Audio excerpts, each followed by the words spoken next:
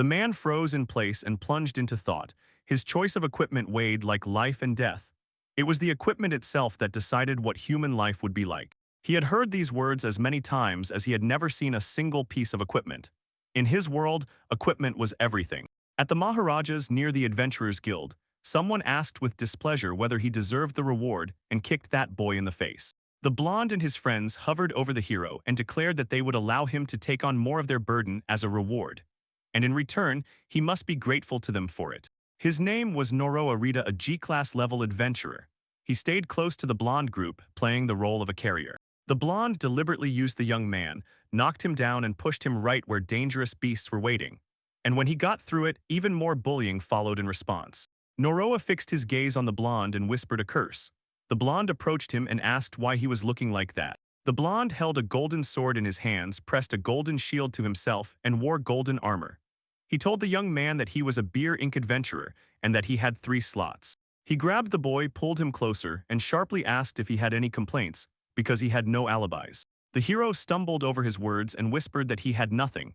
He already foresaw this would end very badly for him. The boy was used to considering himself priceless and never complained once. His emotions were so tightly wrapped that he did not even feel pain. The blonde said to him that he would set off with him tomorrow, so he would have to carry less luggage. The youth was Noroa, a 0, and that was exactly how his life looked. Later, the man stood by the showcase and enchantedly examined the rank insignia on Mantine's armor. He so longed to wear it that he could not even imagine. In his world, equipment controlled everything. The warrior's sword, the sacred scripture, and the scribe's quill, all of these were counted as equipment. Human lives depended on armor and gear. Yet no warrior could just put it on. The equipment showed its power only when it recognized its owner in a person. And it could be used only after a spiritual contract was made between them. The number of contracts was counted by the number of slots. An ordinary person had 1, a combat specialist 2, a great warrior 3, and a hero 7. Noroa had no equipment slots at all. He could not understand why, in a world where equipment decided everything, he was worthless simply because he did not have any. Yabuki pushed the man away and ordered him to leave as soon as possible. In a moment he recognized before him was Noroa. Yabuki was the owner of the armory. He declares that he will not sell this armor, then asks if the youth is not tired of just standing here every day. The boy apologizes to him.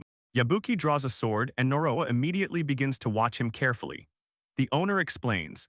He himself has not yet managed to figure out this blade, but he supposes maybe it is a sword with a beer hilt, or at least it resembles one.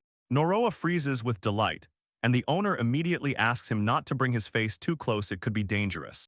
He tells the youth that he still clings to his passion for equipment. Noroa replies, he needs any equipment, although adamantine remained his favorite. Suddenly he hears someone calling him and sharply turns toward the sound. He fixes his gaze on the female voice, but the voice asks where he is looking and orders him to look the other way. He notices a doll behind bars and cannot understand if it was the one speaking to him. Noroa suddenly realized that it was not worth approaching. He stopped, turned around, and asked Yabuki if he had said something to him. The doll says that everything was impossible for her until they were connected. The young man addresses the owner and asks if he has any cursed weapons. For travelers, any such equipment became an enemy. It was enough to touch it, and it would flawlessly seize the person and bring them to complete submission. And it was impossible to neutralize it. If someone ever put it on, they would no longer be able to take it off. Moreover, they would have to pay an incredibly high price for it. Yabuki says that this item cannot be obtained without effort, and that there are no fools left who would use such objects. After thinking for a moment, the man clearly tells him, never dare to touch cursed equipment. Noroa guesses the reason is prohibition. But the man cuts in, saying he was a traveler and saw many whose mental faculties were completely broken. He insists those who immediately lost their minds were luckier than those who died touching the equipment. And he declares that he is not trying to scare him. He says he finally wants to explain to him how terrible the cursed gear was. The young man replies that he understands him. He recalls examples of equipment of this type that took someone's life. Everyone knew cursed items pose a deadly danger. The man realized he could not dissuade him and asked the young man if he had been to a place called Tomb of No Return. Norja remembered the blonde often visited there. Yabuki says he was told about a treasure hidden inside and about the cursed equipment lying in that very find. But he had never heard of anyone actually managing to find it. He says if he needs the cursed equipment, let him go there, although the chance of getting it without proper gear was very slim. Yabuki says he would be only happier to get rid of such a troublemaker as him. The young man bows in gratitude. He wanted to get the cursed equipment, although he was fully aware of how dangerous it was. Since he had no slots, he supposedly could not activate the gear, but in reality it was not quite so. He had something else left, a true secret.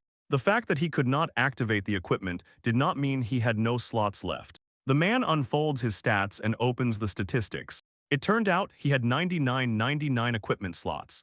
He was far from the capabilities of ordinary adventurers. The problem was that the young man could only use cursed equipment. Due to a side effect, he did not even know where this item was or what it looked like. He could not use ordinary equipment, but he could collect an incredibly large number of cursed items. He remembers the girl who told him, someday he would become the strongest, even stronger than her. For Noria, those words became a beacon of hope. She asked to gather all the cursed artifacts and then to save her. He firmly decides to obtain the equipment. He was ready for anything, even at the cost of his own life. Noria, hiding in the shadows, reached for the blonde and arrived at the tomb of no return. His step there seemed futile. He could not overcome the monsters, so Noria stepped back and decided to find another entrance. The young man decides to stick with a strong group and follow them. The blonde and his entire team were among the strongest in the city. Yesterday they came for an inspection, and today they arrived to capture it. The only thing he could do was to quietly stay close like a shadow, watch them, and rummage through all the cursed things, taking them one by one. It was terrible, but he had no other way out. Suddenly, a skeleton with an ear on its head grabs the youth and squeezes so tightly that he realizes he has fallen far behind the group. The pain from its grip pierces his body. The bronze sword in his hands weighed nothing without a spiritual contract, but the youth was preparing for moments like this. He begins to jerk in bursts, calculating the moment. If he strikes, the skeleton will freeze and he will break free. The man strikes the skeleton, but in vain. The blow yields no result. The skeleton slowly shifted its gaze to the boy, and with one strike threw him against the wall.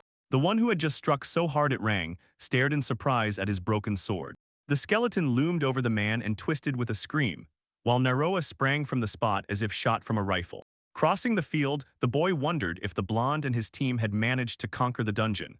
He glared angrily at the sword, the very one he had saved for a long time. He was even more irritated by the fact that he was not even able to defeat such a weak monster. Every traveler's dream was to become stronger and crush their enemies. With bitterness, he realizes he will have to say goodbye to his dream. The hero is sure he will remain unwanted by anyone. Suddenly, the Yabuki shop explodes. The man coughs harshly, gets to his feet and notices his favorite armor is broken. He does not understand what is happening until suddenly he notices a living Yabuki among the debris. Noroa breathes a sigh of relief. He is alive. Before them stood a blonde woman, one who had nothing in common with him. In her hands was a forbidden item from the tomb of the irreversible path. Noroya recognizes the boy, and when she shifts her gaze to the sword, she immediately understands. This is exactly the same object. Yabuki asks him why he wanders in dreams and immediately commands, "We must move quickly, there was no safe place from the cursed object." Yabuki instantly makes a spiritual contract with his sword and shield and extends his hand to the boy, inviting him to join. He says he has been through this more than once. Noroya was almost touching Yabuki's hand when the man suddenly fell dead immediately. He cannot believe his own eyes. The blonde woman stepped closer to the man, who was so scared he couldn't even move. The blonde woman approached the boy and suddenly froze, staring intently at him. The man froze in confusion. He didn't manage to strike and suddenly realized that it hadn't happened.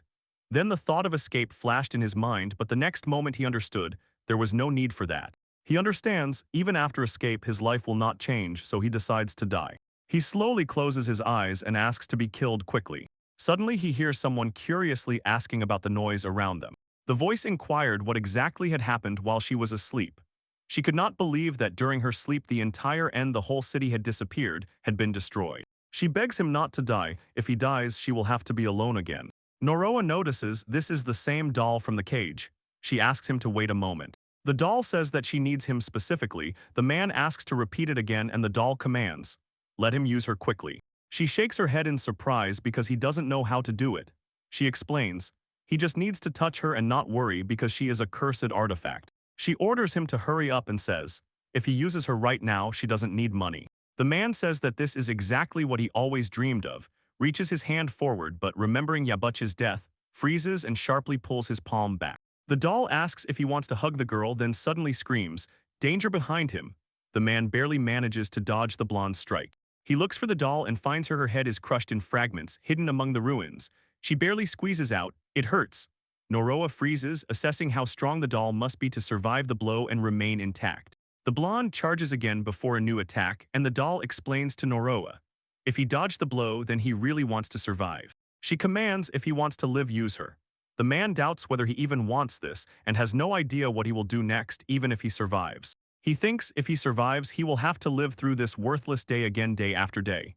The girl's words come to mind and he decides. It's time to move everything from its place. Noroa finally decides and grabs the doll. Suddenly, his head started hurting terribly. He writhed from unbearable pain and fell, screaming at the top of his lungs. He slowly got up, barely freeing his chest to breathe. The previously unknown dossier of the doll surfaced even before Noroya appeared. Her name was Juju. The man wonders, was it a cursed contract, and has the doll now become his equipment? The doll happily jumps, each jump showing happy confidence. Now she can move. The man realizes it was his thing, his gear, and now he cannot get rid of her. He calls her by name. The doll notices that he called her by name and asks if he wants to become her boyfriend. Noroya says he meant something completely different. She questioned why he started calling her that. But then she says that it does not mean she cannot be called that. The boy mentally weighs how troublesome she is. And the doll challenges him with a question. Does he even know what she is capable of? The man doubtfully says that it is precisely her skill, her predatory love. The girl replies that she can break the rules and take control of the equipment ownership system. She explains that her power was to intercept someone else's gear, even cursed artifacts. The guy asks in surprise if that doesn't seem impossible at all. The doll declares if he dares to use cursed equipment, her power will surpass all others. Suddenly, a needle appears in his hands. The blonde rushes towards the boy, and Juju urges him faster. She tells him if he wants to stay alive, he must thrust the needle right into her heart. The man sharply closes his eyes. Then he orders her to do whatever she wants and thrusts the needle straight into her heart. The doll suddenly flies upward, smiles fiercely, and says she has been waiting for this for a very, very long time. She laughs madly without stopping. The world instantly blurs in the eyes of this man. After some time, the man regains consciousness in a circle of broken earth. The doll asks if he has come to. Noroya sharply stands up and asks what happened. The doll nods to some direction, pointing there. The cursed sword emerges in the boy's hands. All the data of the sword appear before him along with its description, and it turns out that its rank is listed as SSS. The doll insists that this sword is many times more powerful than any other, and will most likely become even stronger over time. She tells him the sword now belongs to him.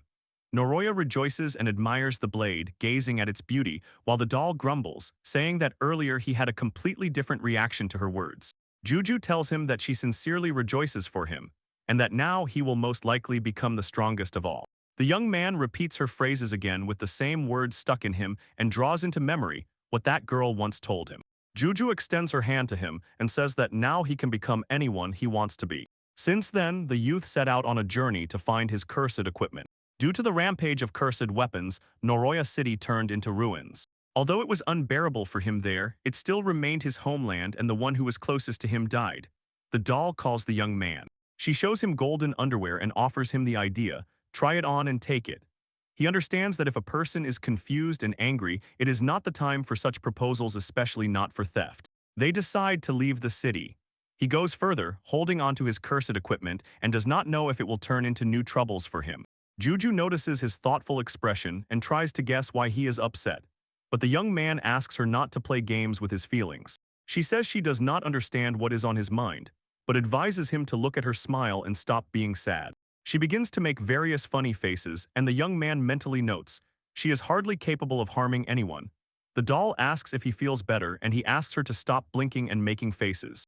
Juju indignantly declares that she is actually worried about him and will not do it for free next time. The teenage boy freezes confused and looks at her. He smiles crookedly for the first time someone really remembered him. The man apologizes and she squints and asks why he was so gloomy. Together, they suddenly smell a strange odor. A giant monster emerges before them. Noroya cannot understand why such a monster bear with a high rank ended up in this place. He orders the doll to run away. The doll asks confusedly why they need to, since he can take the Chinemaru sword into work. The youth trembled at the thought of side effects, but the monster waved his Handan. Juju urged him forward. Noroya finally draws his sword. Suddenly he is overcome by malaise and he tries to stay conscious. The hunting monster lunges at the young man, but suddenly there is only emptiness. no one nearby. On the other hand, Noroa suddenly jumps out and with one motion cuts the monster. His eyes were completely black. After this, Juju was slapping Nora on the cheeks, trying to bring him to his senses. Suddenly he twitches and sharply comes to his senses, and Juju holds him back and calms him down, explaining. After the victory over the monster he fainted, so he asks her to rest. The young man could not believe he had won. Juju told him, that's exactly what happened, as she expected. The katana is truly an incredibly powerful weapon, but Noroa still could not bring himself to accept his own victory. After the hero finished the drawing of Yamaru, he could no longer remember any details and could not imagine what might have happened if he had succumbed to madness. He stopped because there was no one left nearby. He had no doubt the sword was incredibly powerful. That is why next time when he took it up again, he intended to act much more cautiously. He said it was his first fight against a monster, but the trouble was, he didn't even understand how exactly he managed to kill it. The doll thoughtfully settled on the log stump. Noroa leaned over and asked what had happened, and she replied that everything was going too easily without any complications. She pointed with her finger.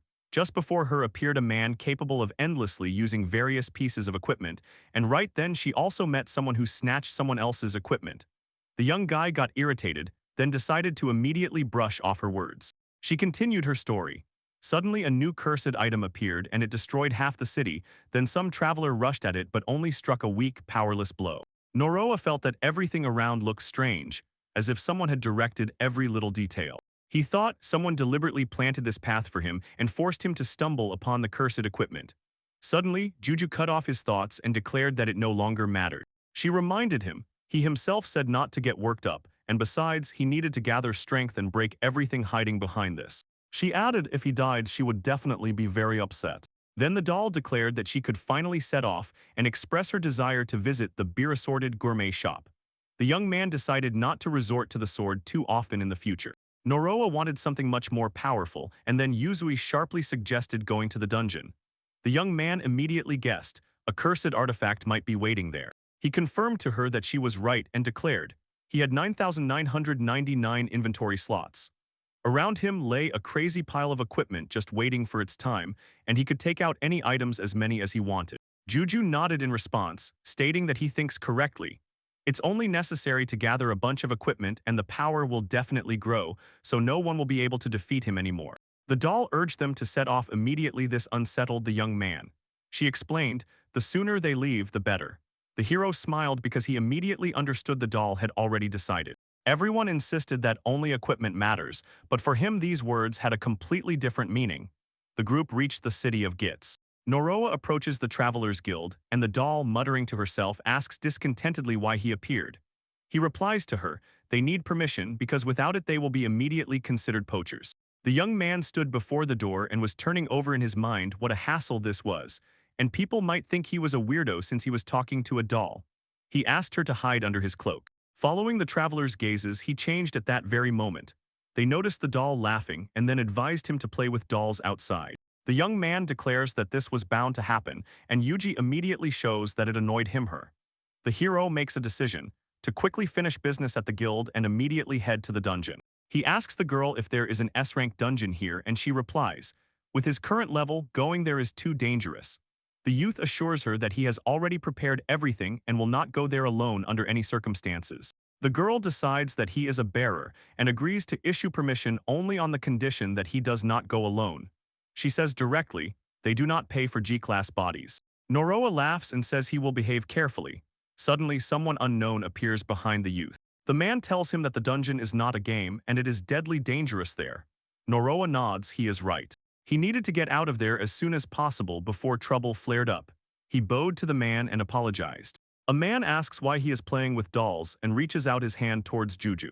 Juju sharply pushes his hand aside and thunders, don't touch her with dirty hands. The man freezes in disbelief, staring in surprise. Noroya tells the doll that he asked her not to speak. The man replies, he found it funny and even grew to like it. The man addresses the young man and says, since he is a porter, he invites him to his company. He promises that the young man will carry the luggage and become bait. Then the man presses the promise, he will make him work hard. Suddenly the doll shouts Juju punch and hits the man right in the face with a fist. The man recoils from the blow and falls, while the doll leans back on the young man's shoulder, presses against him and asks how he feels. She says that he ordered her to be silent, but never said she couldn't hit. The young man states that she was screaming during the hits. Displeased people gathered in a circle around the young man, and he immediately started apologizing for the commotion. He imagined how they would now look at him as eccentric and dangerous. The boys run to the spider cave and Juju insists they must pass through the dungeon as quickly as possible. Staying late is harmful. The young man says he hopes the dungeon won't collapse when he uses Maru, and the doll explains to him why the cave itself won't be damaged or destroyed. But the young man still didn't understand why this dungeon was called equipment. Suddenly, he steps on a web. Suddenly, a huge swarm of spiders flashes before the young man. He immediately ran away, and Juju admitted that she is mortally afraid of spiders. The boy, in turn, also confessed he was scared too. She urged him get rid of them all quickly, and he agreed, drawing the sword from its sheath. He lost his mind again and began to slaughter all the monsters. As expected, the dungeon teemed with high-ranking monsters. The young man would not be able to handle them alone.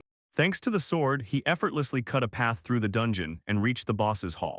But Juju explained to him, it was not just about the sword, the reason was also in his strength. She explained he skillfully wields the sword mastery skill, clearly senses traps, and knows how monsters behave.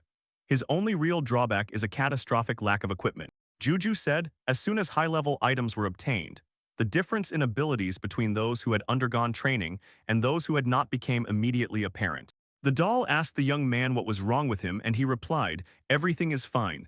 He felt embarrassed by such direct approval. Noroya became interested, whether cursed equipment was really hidden in the boss's room. Juju confirmed, in every cave where senior ranks stayed, cursed tools were always found.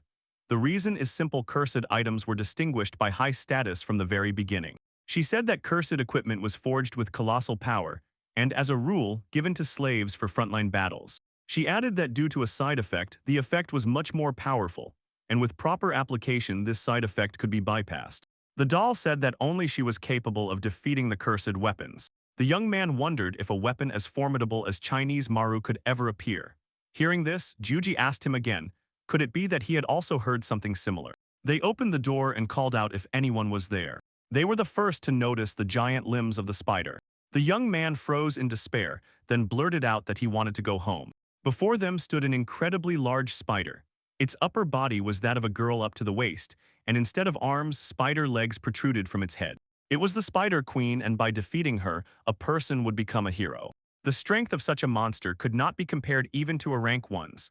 The man still managed to level up on the way to it, but never removed his vulnerability. He remained defenseless. If he received even one hit, death would come instantly. Drawing his sword, he said that in this situation he had only one chance left. In a moment, the boy stood opposite the dead spider's body, looming over it. Coming to his senses, he soberly realized for the first time what had happened and was surprised by it. At that very moment, a new hero's story appeared in the world. Juju exclaimed joyfully that they had completely cleared the dungeon, and the monsters were nothing to them. He was frightened by the thought of how easily he managed to handle everything. It made him uneasy. Yuzu responded to him. She stood by the chest, then climbed onto the boy's shoulder, and both joyfully clenched their fists as a sign of victory. He slowly opened the chest, and Juju joyfully exclaimed that they had found a treasure. But inside the chest lay only a single orb of light. Noroya could not understand why they got such a strange thing, even though they had already dealt with a high-ranking monster. The doll insisted that it was due to bad luck. She asked if it was okay if it was something valuable. He replied that it was. Suddenly, the boy fell under the spell of something unknown. The joyful doll said that he finally remembered her and immediately declared she had been a beauty from the very beginning. The man, without paying attention to her words, replied that the orb's shape was perfect. He stated that it was a color that can show history, and he was troubled by the question of what taste it might have. Then the same boy abruptly said he already wants to get married. The doll asked if the orb was really equipment, and the boy in response asked if she could determine that just by looking at him. Noraka thought to herself, if she can't figure this out, maybe something is wrong with Hirsch's malfunctioning. Juju almost instantly realized something even worse. He probably thinks something bad about her. The girl muttered indignantly that he still hadn't told her how cute she was. But the boy, ignoring her words, ignored her and reached out his hand to the sphere. Suddenly, the sphere grew tentacles and released sharp fangs. It sucked in one of the man's eyes, and the doll froze in shocked silence. The bullet turned into the boy's eye, and it became clear. The cursed orb was called Ration. The doll asked if he was okay. The man replied that it hurt a little, but in a moment he seemed to have resigned himself. He became part of this pain. The doll felt he looked unwell. She said that he seemed to have really been cursed. Then the doll asked what exactly that meant. The man explained to her that this is called Rashingan, and all the information about the orb appeared before him. He told Juju that the orb shows the way to the thing he needs, and if he does not find it, he will die in 7 days. The doll stated that without a doubt she wants armor but warned, paid items must be taken with extreme caution to avoid making mistakes. He remembered the girl and immediately dismissed thoughts of searching, realized one mistake could cost him his life. Juju urged him to look for her while she is hiding. Juju began to hide, and the man ordered his eye to find the doll. Suddenly he tensed and then said that he already sees her. He said that she stands behind the body of the queen spider, and the doll suddenly appeared and said, he really found her. The eyes were quite simple to activate, but every time he pressed on them, he felt a barely noticeable pain. Juju explained that the malfunction causes a side effect, so it can only be used when there is at least an approximate idea of where exactly the object lies. Noroa advised them to simply imagine which area should be searched. The doll picked up on him, and as soon as this happened, they began experiments. They checked if they could estimate the distance to the object by setting a range, and their experiment ended successfully. Thanks to this, he managed to reduce the risk that the target would be too far, so it was much easier to use the eye. Dzudzi joyfully declared, the boss is defeated, the dungeon is cleared, and also a cursed artifact dropped. All that remained was to sell everything they had gathered. The doll asked if the Rashingans could find a good dining hall, and then suggested they go eat as soon as they returned. Suddenly, a man from the guild appeared in the doorway and sharply told his guys that the boss's room door was open. He was stunned, recognizing the queen's body, and at that moment noticed the man and immediately recognized him. He asked if he had personally killed the queen and cleared the entire dungeon. Noroa did not want to cause a fuss, but Juju directly stated that it was them. The man ordered her not to make things up, saying that even a seasoned adventurer cannot defeat that monster. He declares, with his rank, he cannot cope with this monster. Noroa freezes in embarrassment and cannot even find what to answer. Noroa replies that he simply cut the monster in half as always. The adult and young travelers froze in amazement, and the young man immediately realized he scared them. He says he will go first and advises them not to lose heart. When the team returned to the city, they went to the guild to submit a report. The girl asked his name and he gave it. After that, Juju introduced herself. She said she was his subordinate. The girl remembered him and his rank, and then, catching his eyes with her gaze, asked if they had always been like that since then. Noroa completely forgot that this cursed equipment was forbidden, and told the girl it was just contact lenses, he simply hadn't taken them off because he forgot about them. The girl says if he had only gone to the dungeon entrance, there would have been no need to report to them. The young man replies that he actually already cleared the dungeon. At first, the girl nodded mechanically, and after a moment, for the first time, looked at him and stopped with a surprised gaze. The registrar insists that he got a tough dungeon and that he couldn't have handled it. The young man understands, they won't believe him, so he puts a stone on the table. The girl asks what it is and the young man answers, it is a stone torn from the body of the Spider Queen. She raises it to check. Behind closed doors, something explodes with force and suddenly the doors burst aside, and the girl appears again before their eyes. She approaches him closely and, bowing low, apologizes. The young man is out of breath and flustered, and she persuades him it really was a boss stone. He says they just finished and got a little carried away. The girl didn't believe him, but the young man stubbornly continued to insist on his story. The girl had already begun to think that he might have put a stone in his pocket, and the young man immediately realized this could turn into real trouble. Suddenly, a voice sounded saying that Noroa does not know how to lie. It was the bald man himself. He explains how he recognized the young man in the boss's office. He was already standing at the exit threshold after stepping onto the teleportation circle. He explains that they moved towards the monster's howl because there were no traps or monsters left outside. But as soon as they arrived, they found only one thing, a body hanging on it with no other findings. The man says that the young man simply finished the dungeon. Noroa looks at him with confusion and the man winks, hinting they should forget that old adventure. The girl states that under these conditions everything is confirmed. The young man completely cleared the dungeon, and since he himself dealt with the level S boss, he is promoted to rank S. The boy was shocked by what he saw. He had come only to find the cursed equipment. 2 weeks later, Noroa approached Juju with a proposal to gather and leave the city. He was annoyed and burdened by all those stairs that constantly appeared on the way. In the world of S-rank adventurers, there were only a few, so everyone talked about him. It even got to the point where people asked for his autograph. He had already gone through the rank assignment procedure. Therefore, he decided to start searching again for new cursed weapons. Juju recalled that in just 2 weeks she managed to defeat all the B-class gourmets in the city. The boy sighed with relief. If he had become her rival, everything would have turned out differently. The two walked through the city streets, carefully looking around to decide where to go next. Noroa said that if they take Rashingen, they will be able to find the cursed weapon. But Juju immediately became worried, and the boy understood what she was concerned about. Due to a side effect, he could die. That man promised her. He would comb through everything nearby to avoid unnecessary risks. The man ordered Rashingen to search for the cursed equipment within 100 meters. He did not notice any response and began to comb the area. First within a radius of 300, then 500, then 700 meters, and finally expanded the search to 1 km. Suddenly Rashingen reacted, and the boy excitedly began to tell the doll about what had happened. She asked him where exactly this side points. Noroya thought over what he had heard once again, and the girl asked again where exactly the direction pointed. Suddenly both sharply raised their heads up. A dragon flew over them. Noroya ordered the Rashingens to watch the dragon. It seems the dragon cursed the equipment. Juju reminded the boy of his side effect, She told him if he does not find it, he will die in 7 days and urged him to hurry and chase after the dragon. The two of them rushed after it. Even before the two met the dragon, the day in the city of Samper was going on in a completely ordinary manner. The local bishop was sharply embarrassed. He was struck by what he saw. She raised the saint from early childhood and treated him like her own daughter. Over the years, she blossomed into a true beauty and became a symbol of the city. But it was on this very day that something incredible happened in her room. It was a giant dragon. People begged the bishop to leave, but the woman stubbornly pulled her own. The saint's place must be there. Then it was announced the dragon had already captured the saint. In the present time, Noroya and Juju were holding onto the dragon, and 6 whole days had passed since the start of their journey. They entered the most dangerous part of the forest, and the young man asked the girl if they would encounter the dragon today. Meanwhile, the doll was drinking some liquid and looked completely carefree.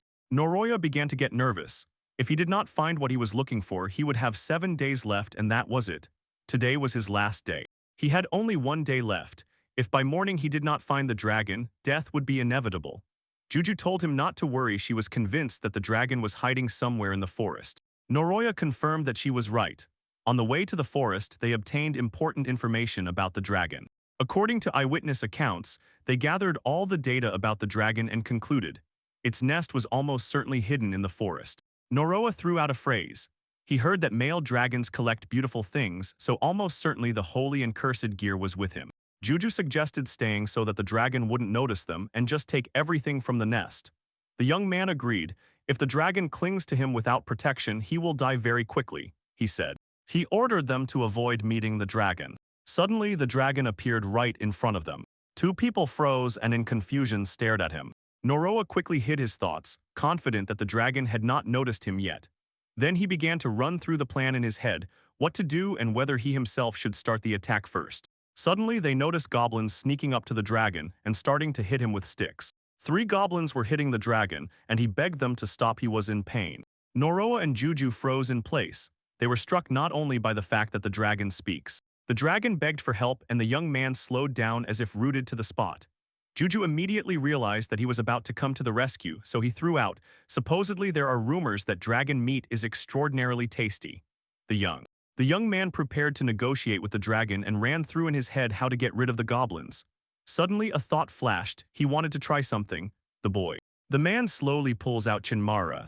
He stood with his eyes closed and declared that he had not gone mad. He felt pleased. His method worked so that he was able to bypass the side effect. Noroya drives the sword into the ground, and the shockwave throws the goblins into the air. The goblins disappeared from sight, and the doll was stirred by the question, what exactly had he done? The dragon blushed and apologized, begged him not to touch him, but he stubbornly said, now he was safe. The dragon raises his head and looks around in all directions. The dragon began sincerely thanking the boy and explained that he cannot stand monsters and is afraid of them. Noroya was embarrassed by his words. It turned out that the dragon himself was also a monster. The dragon asked to be called by his name, and Noroya introduced himself in response. Suddenly Juju appears in the frame. She approaches the dragon and confidently introduces herself. My favorite sandwich is raw meat. The dragon lies down on the ground from fear and says that some strange monster spoke to him. Juju takes offense at this, and she declares that she looks like a very pretty girl. Juju pulls the dragon by the hair and threatens, if he says that again, she will turn him into a sandwich. Noroa stands still and runs through in his head how he even got into this company. Yu says if it gives them the treasure, she will forgive. The dragon gets confused and wonders what exactly the children mean by treasure. Noroa spins in horror in his thoughts. This is not the dragon they were looking for. He throws her an apology for what he is about to do. Moroa raises the dragon's tail and freezes in shock, not understanding what is happening right now. The man states that he himself thought it was a woman. The dragon with its tail throws the boy aside and hurls him so that he flies through the air. In surprise, she asks why she suddenly acted that way, then says that she should be asking him the same question. She brands him a pervert, and Noroa replies he only wanted to find out her gender. The dragon warns him that she will bite the young man. Guy mentally says since this is a girl, then she was not the dragon they needed. After that, he turns around and resumes the search. Juju asks if something happened. The man replies the eye changed direction. He sharply turns around. He sharply turns there and fixes his gaze on the same little dragoness right in front of him. Noroa addresses her. Noroa asks if she has a cursed item, and she replies that she has nothing of the sort. Noroa grabs Juju and pulls him closer to the dragon.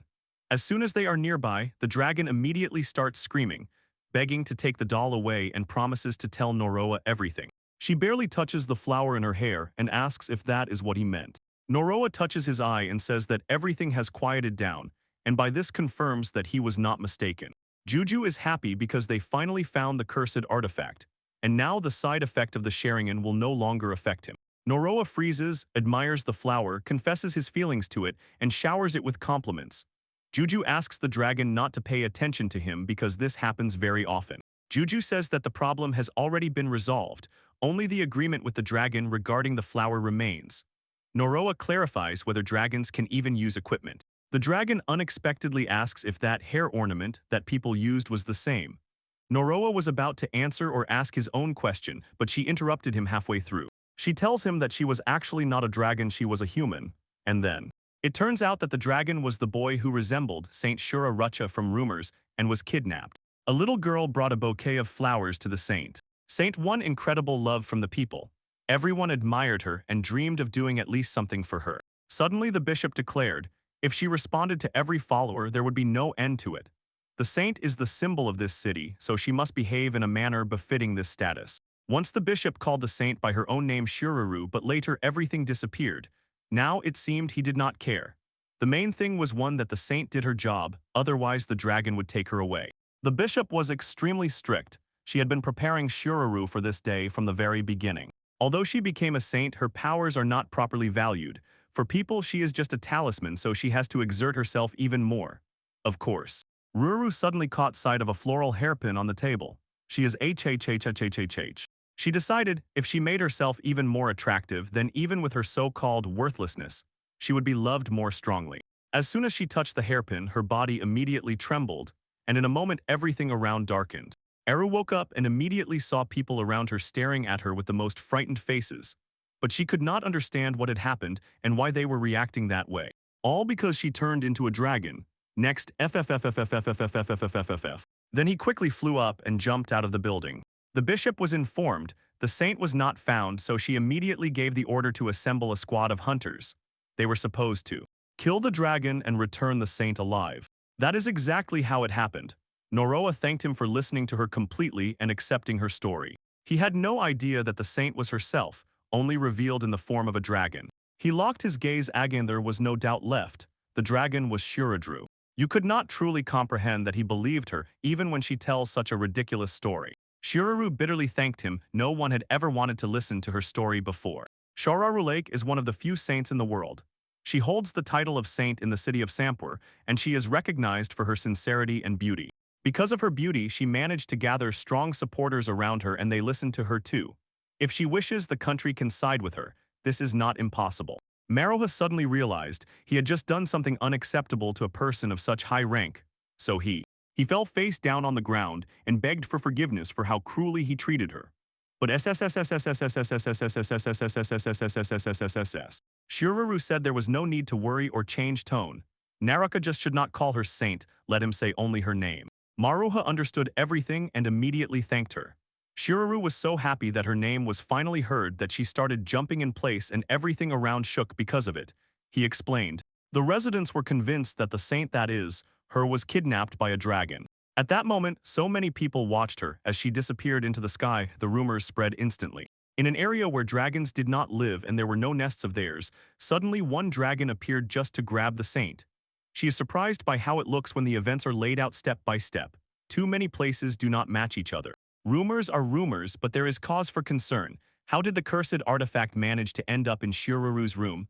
Are doubts really appropriate here? The biggest problem lay in the object. As soon as he took it, she would return to her original form. So he asked Shiroru to retrieve information about her equipment and current condition.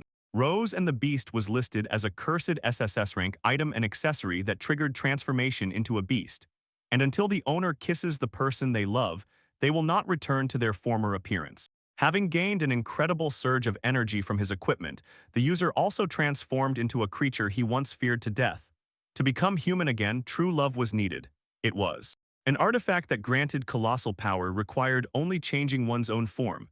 And to become human again, one had to kiss their beloved. Very irritated, Juju grimaced and asked if she should take it, but Noro. I could no longer endure this road. The rose and the monster made her love someone. He who was raised without warmth will never understand this feeling. There is only that. In this whole world, he truly loved only one thing: the handbag. He who has never loved even once could not have restored his former appearance. But he stubbornly did not do this. He did not mean that it was dangerous. He just decided, if he used it, he would have to get into a lot of trouble. Worrying about such irritating devices is one of the ways to become a real man. He longed for his own story about the Beauty and the Beast. Noroa apologized and admitted that he was unable to restore her true appearance but promised he could do something else. Ask what he meant. If he did not intend to take this item, then there was no need for him to help her.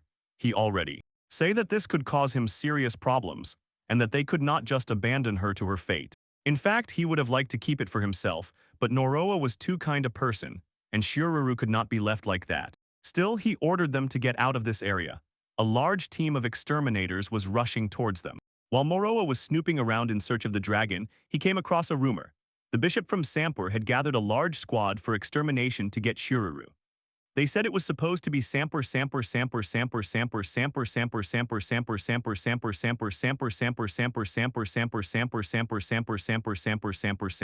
According to convincing people that it was Shiroru would be almost impossible, and as soon as the exterminators encountered her, her life would be cut short immediately. He told her not to worry, he would cover everything and definitely return her joy. He looked at the thing and caught beauty in it, then started saying something again completely nonsensical, and in such a way that even a blush was begging to appear.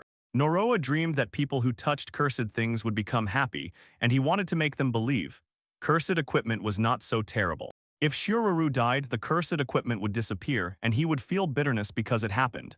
He wanted her to feel safe. Suddenly he caught a loud, terrible rumble and not. They did not roar like monsters, and he immediately realized the fighters were already very close. But it turned out that it was her dragon's stomach rumbling. Somewhere deep in the forest, two monsters clashed in a fight. Noroa sharply jumped onto the manticore and finished it off with one blow. In response, other enraged beasts leapt at him. He dealt with them with a single strike.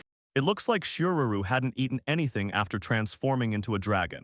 He launched a racing approach to find edible monsters, and the hunt immediately flared up. In the end, he managed to kill the manticore, the one with two horns and Kyuden. If devouring such monsters brought wealth, Shiroru began to wonder who Noroa really was. In any case, even minimal use of Chinamaru has shocking power. If these monsters had been weaker, he might not have been able to keep his own consciousness afloat. Fortunately, there was water nearby. If he had delayed, a foul smell would have appeared, even if it was a monster. It's enough to remove the entrails and cool the meat, and it can be easily prepared and eaten. Noroa quickly dealt with everything and skewered the prey over the fire. Before roasting, he pierced it with a knife, cut the meat, rubbed it with herbs and salt, and only then hung it over the flame. If everything caught fire, he would have to lift the cookware, grease it with oil, and not stop cooking further. It seemed Shiroru's gold had already hit its last limit. The moment came when the meat had to be cut. If inside there was a pleasant pink hue, then it meant that the meat was cooked perfectly, grilled just right. He handed it to each of them so everyone could enjoy it. He forgot that Shiroru was afraid of monsters, but she literally rushed forward and grabbed the plates with meat. He was breathless from the smell and taste of monster meat. With every bite, more and more juice oozed out of it. Each portion amazed with flavor and texture play, it made you want to touch and feel every piece. Yutsu was not a simple guy either. He relentlessly stuffed meat into his mouth, just the tail of a Mnokura, and harshly compared the taste to crab meat. While the moment lasted, two of them clashed over who ate what exactly. When he was still holding on at G rank, the first thing he mastered was street cooking, a time when he was desperately looking for a chance because due to lack of skills he might simply not survive. This was a truly useful talent, and Noroa was already holding on in such a way as to give them as many reinforcements as they wanted. She thanked him for dinner. Because of the blood and bones of the monsters they had already devoured, the lower ranks creatures did not dare to come closer, so Noroa decided to watch the fire and gave herself the opportunity to go and finally sleep. However, still she felt a bit embarrassed. Lying in the same bed with a man was shameful, and even more so if he saw her sleepy face. But Noroa does not have any such strange habits, just sitting and intently staring at the faces of sleeping beings. She is an ordinary fan of gears, and even if she returned to her original form, nothing would change. But Juju, the talk about love mattered more, because that is exactly what you are supposed to do for show. He asked the dragon if she had a boyfriend. Yururu replied that she had many, somewhere around 1,000,000, to be exact. Seriously, probably even more, but Noroa firmly said, definitely not more than 1,000,000. She sounds like the most lustful monster, although she pretends to be innocent and well-mannered. But enough.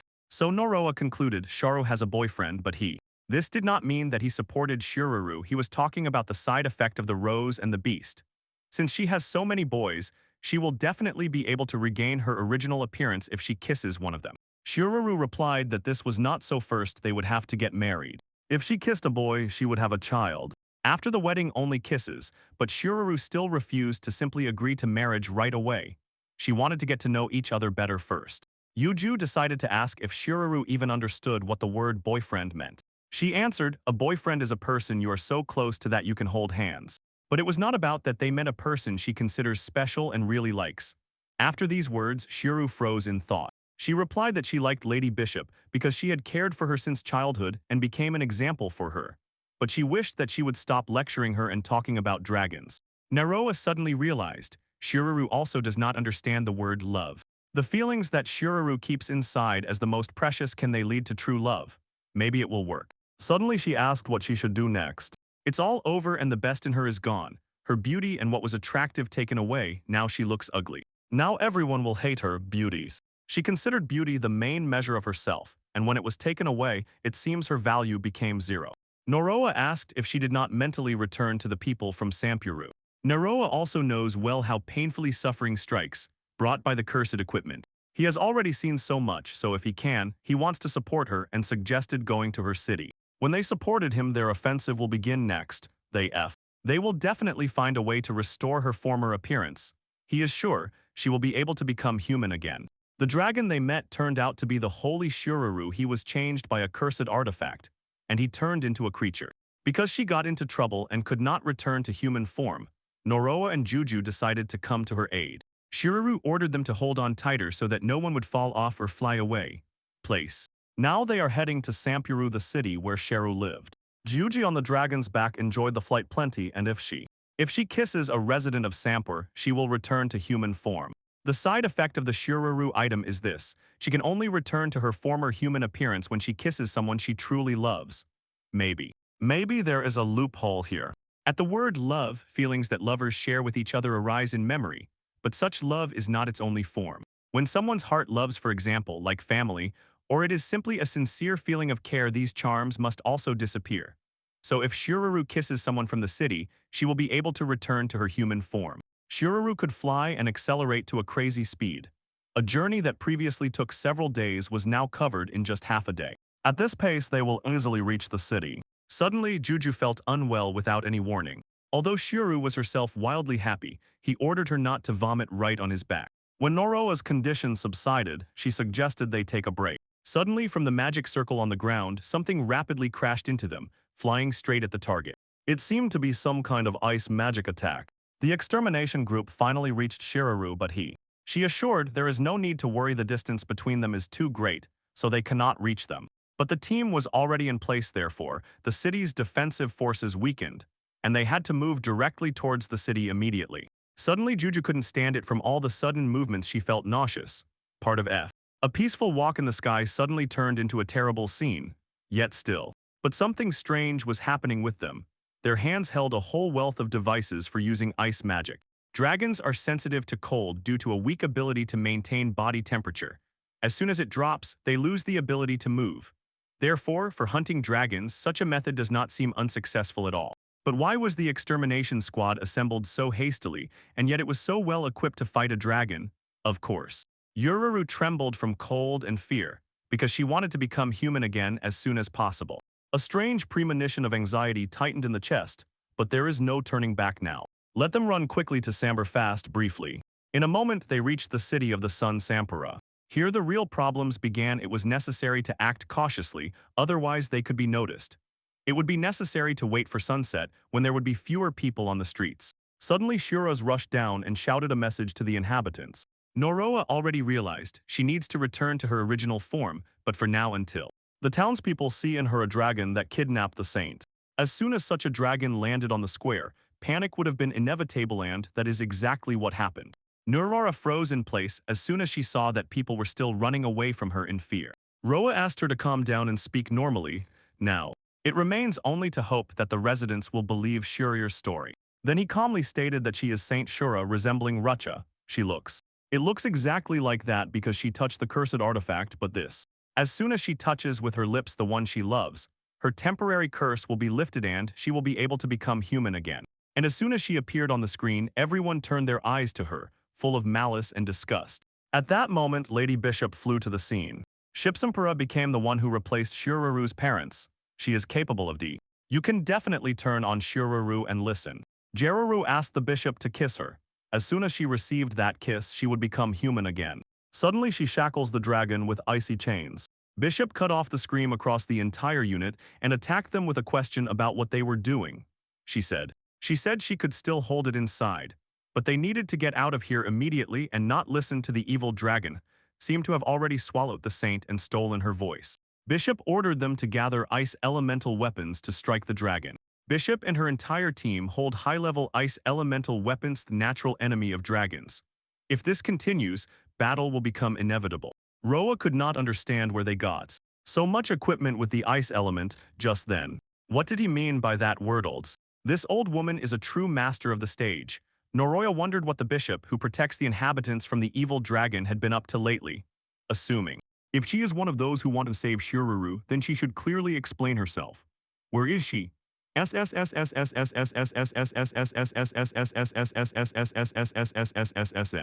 She really gathered so much anomalous cryomagical equipment and a whole army of destroyers, and it doesn't look like everything could have been prepared in 1 week. She knew there would be a dragon in the city, so she pulled a squad from everywhere, from all over the world. She stood closest to Shiraru, and she could quite easily guess right away. Just take the pin and she will turn her into a dragon, he asked. She asked to look at the dragon. He looked exactly like Shiraru. Ruru stopped and clarified whether she really did that, and whether the bishop attacked her only because she thought he saw a dragon in her. After all, the bishop had no reason to do such cruel things. But of course, it remained unclear why the bishop complicated everything so much, dragging equipment, involving the whole city in this story, although she could have simply destroyed Shiruru. The bishop, FFFF. After that, the ship slowly began to approach them, she said. The reason was simple: she was terribly annoying. Holiness, glory, and the love of the people, the bishop would never achieve this alone, no matter how hard she tried.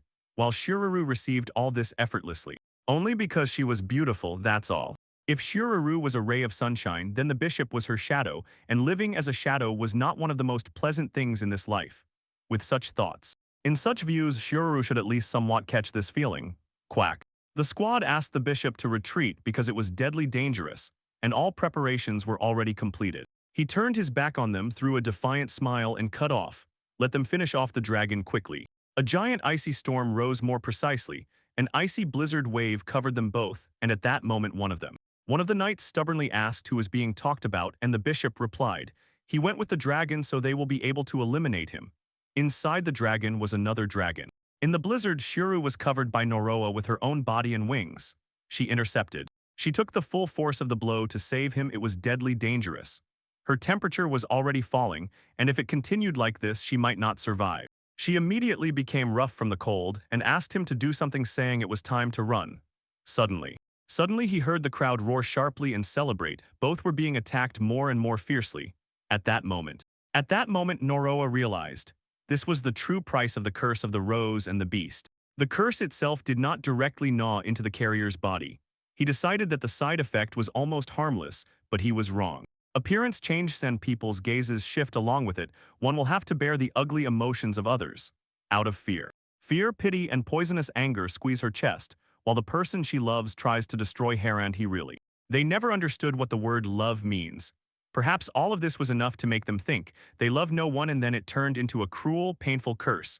But even despite this, although they had just met Shiraru, she did not deserve to endure such looks. With his sword, he rushed at the squad of fighters and struck, bringing him down to the ground. With a crash, he crashed right into the crowd, scattering.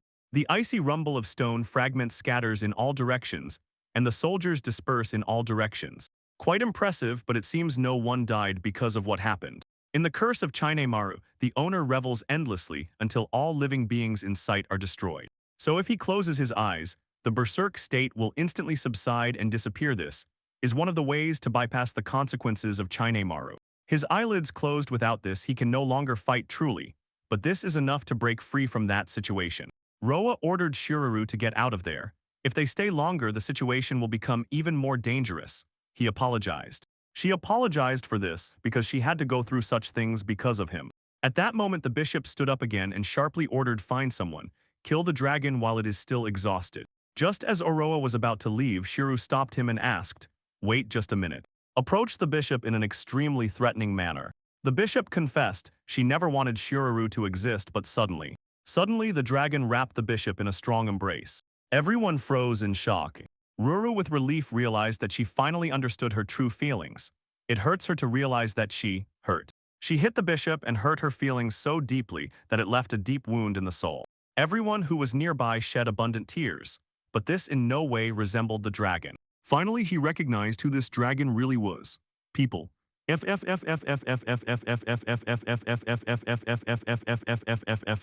Finally, the people directly asked if she really was that same saint. She was. She was betrayed out of envy and hatred.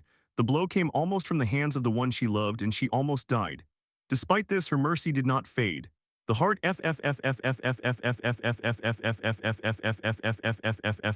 Even now, the sun that warmed the heart did not diminish for a moment. Night. The knights wondered if this meant the bishop had lied all this time, or this dragon creature was the saint himself. The bishop. The bishop was already about to say something, but Shiraru anticipated him and apologized even before she could utter a sound. She decided not to return here. She was afraid she would hurt the bishop again. Roa decided that it was just a nice word, she only got it as an ornament. She sat on it and they flew away, disappearing from under the city as soon as they realized this might not be just a word. Of course.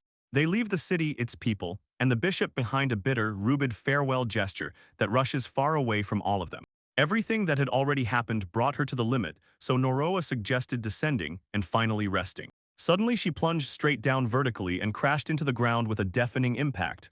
They were a bit shaken after that, but overall everything was fine, although Juju was sick again, and Noroa rushed to Shiraru with all her might. She replied that she was fine, just feeling a little unwell. She was trembling with fear. Now she would no longer be able to become human again. To become human again, she needed to kiss someone she loved. The trip to Sampura was her last chance to regain her human form, but when the plan failed, it became clear. Restoring her original form was no longer possible. Ruru mentally caught herself in a mistake. She was sure she loved the people of Sampura, but as soon as when she thought about it, she was left with only one feeling. They love her, do not hate her, do not disappoint her. She replayed these thoughts over and over. Even you yourself once thought you believed it. If someone kissed her, it would change nothing. As if she was left without everything she had. Beauty, loved ones, native city, status and wealth all disappeared because of the cursed artifact. And now she had finally lost hope. She has nothing, absolutely nothing. Absolutely nothing of what Shura said. Noroa suggested to her to go together with him. To admit that saying this is a bit late is necessary, but they still went to gather the cursed equipment. And if she goes, she would go with them and meet a bunch of people, so she would definitely come across the very same special one. The one who would not hate her current appearance, and who could see her pain. As soon as Shuraru finds a person he loves, he makes her happy and does not leave her, staying close. Yururu asked why he does so much for someone in such a miserable state. Oroa could not leave everything as it was. He saw how much it hurt her and found many reasons for it. The most important thing was not anything else, but that her heart was distinguished by extraordinary kindness. Perhaps. Probably because Shiruru was not in human form, he saw her true heart in all its beauty. Whatever face and appearance she had, he still wanted to embark on this journey with her even if she could be called a true monster, for Noroa it did not matter at all. Roru had never heard such words. And finally she leaned forward and touched Noroa's lips with her lips, the person who would not feel hatred towards her and who could. Who could read her feelings? Finally I found him, Noroa. At first glance Roa did not even realize that Shiruru herself was standing before him. Her figure. The former appearance returned as soon as she kissed him. You understood, this was exactly how to remove the side effect of the rose and the monster so that true love would work properly. And yet in the end the hypothesis remained true. Otherwise Shiruru would have had to truly fall in love with him and then nothing would have worked. Suddenly, Shiruru, Shiruru, Shiruru, Shiruru, Shiruru, Shiruru. Only Shiruru said, it seems to her that Nora will still come to her as a child. Then he recalled in memory how she mentioned this just a little earlier. Bururu asked whether he simply did not recognize her or was confronted with something unfamiliar and strange and whether it was his fault. After all, the responsibility must be on him. So now Now she hoped for a long-term cooperation. A thought that might be a bit difficult to express. The current Shiruru no longer looked like a zero. He caught it in her smile, which he himself managed to return even if just a little. And therefore Sharu joined them and their road rolled forward. Noroa did not yet suspect that equality. The next equipment he would come across could cost him his life. Several days passed after those events. Far from Sampur in the city where the Adventurers Guild operates, Shiruke. The team went outside and apologized for making him wait. The registration was completed by this very thing. This gave her a chance to somehow help Noroa. He, as soon as she realized this, was already asking F. She asked Shiruru to register as an adventurer, and to conceal her own identity she made a fake ID. But it seemed as if fate itself led her to shine like the very sun. Shiruru stood out in every place they went, even if Noroa did not know who she was, he could not stand next to her. She shone so brightly that losers like him simply had no chance to be near her. Juju tugged. He tugged his ear and asked if everything was already finished. Naroha noticed. Lately she had become more irritable than usual and wanted to move on as quickly as possible. Garu stopped Juju by saying that Noroya is suffering unbearably, but Juju cut her off. The boy likes to suffer. After that, she asked if Sheru really did not know this. After that, she stretched forward. He reached for the other ear and pulled harder, grumbling that she knew about it.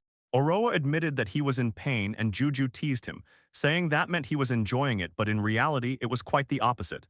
As soon as he heard those words, Shiro snapped his gaze at Juju as she tried to break free and escape. Haru asked why she does what she does not understand and Juju replied, because it is interesting, while the two quietly argued among themselves and Noroa asked if it was time to get ready, but they ignored her. He turned away from him and Juju came up with an idea. Let her say something really interesting, but Shiruru didn't believe it at first. Juju said that there are 7 moles in Noroa. Shiruru immediately grabbed a book and started writing. But a moment later Juju sharply admitted, it was a lie. Finally, they got out of the city and were already stretching along the road through the forest. Shiru quietly muttered something to herself and he managed to transform into a dragon. It now takes about 10 seconds, although it used to take longer. Because of this, after experiments on Rosa and the beasts, Shiruru finally gained the ability to freely absorb the dragon tally without restrictions. She changes her characteristics sharply increase. She gains the ability to breathe fire and freely rise into the air. But to become human again, as before, a kiss from a loved one is needed. Roa is the one who can restore her form, so he has to be vigilant. As long as he is not nearby, she must not transform. It is definitely a troublesome situation, but Shurura rather likes it. The reason is simply only Roa can restore her appearance, so he must control that she does not change form without him. Why he no longer wanted to participate in these transformation tests. In this city, important matters had already closed, so they had no choice but to set off. After that, they hit the road. He set off for Shirira and soared into the sky, but first, Noroa clung to the flight with all his might, as if holding on to the very height with his hands, but over time he got used to it. But she just couldn't get used to it. More and more often his things were left unused. She, however, slept in Noroa's hood. He wished that she would finally fall asleep and never wake up. After all, Juju became a wall for her between her own feelings and Noro's relationships, until Shiruru suddenly cleared her head and ordered herself not to overthink. After that, he decided to find out why their next stop was Count Imda. It was She would not have found out about it because he never confessed. He decided everything. What drew him there was that the compass stubbornly pointed to the movement of the cursed thing that was part of the reason, but also another sacred place for technology enthusiasts, Count M. Mda sharply increased equipment production, and since the farmland was small, he gathered leading factories from around the world that produced technology. Not only there was established true serial production here, and at the same time there were enough craftsmen who could forge S-rank equipment at that time, it was the highest level. Even his favorite monthly magazine regularly emphasized the unique features of the city. Noro and Noah knew this city well and was drawn there only because he wanted to. He was very. I am grateful to Shiruru, he would have walked there on foot forever. Thanks to her, the compass now had as much time as it wanted. Something suddenly caught his eye. He asked her if there was anything nearby, and she only answered. Only forest was seen. The pocket compass showed the direction but did not indicate the exact point, so probably the dungeon was hidden here. Then for sure. We noticed the overturned carriage and people lying on the ground. It seemed. These were the Princess Mdaz knights, and such a scene looked extremely strange. At that very moment,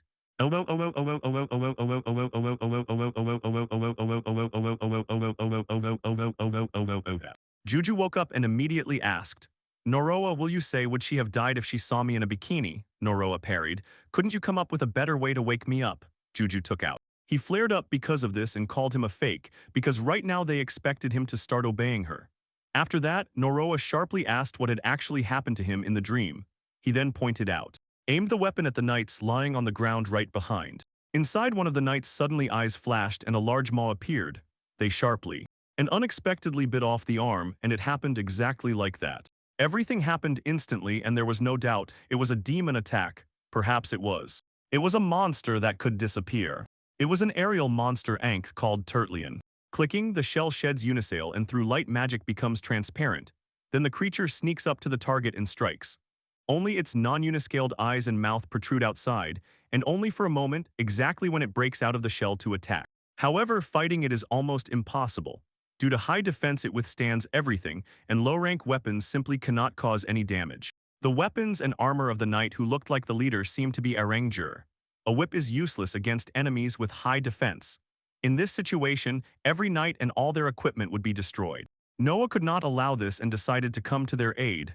The knight was. It was breathing heavily and could not believe that all this was happening right here. Haru landed somewhat heavily and slowly, she had not yet gotten used to this. The knights. He had already decided that a new enemy had appeared. Aroa stood up and declared that he would help them. He did not have. He would have time to explain how his defense works. If he lets even one strike through, the knights will face death.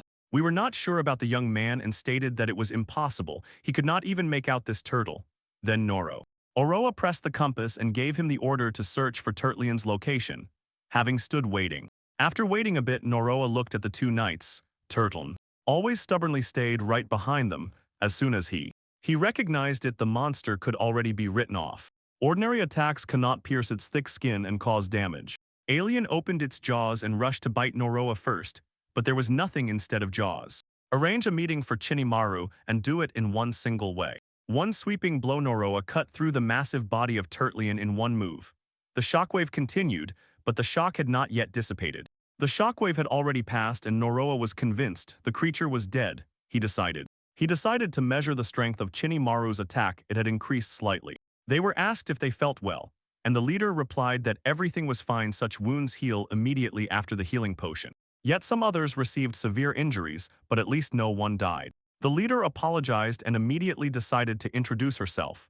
Her name is Sierra Ritsua. She gratefully thanked him for the help. Is the leader of the Madanites.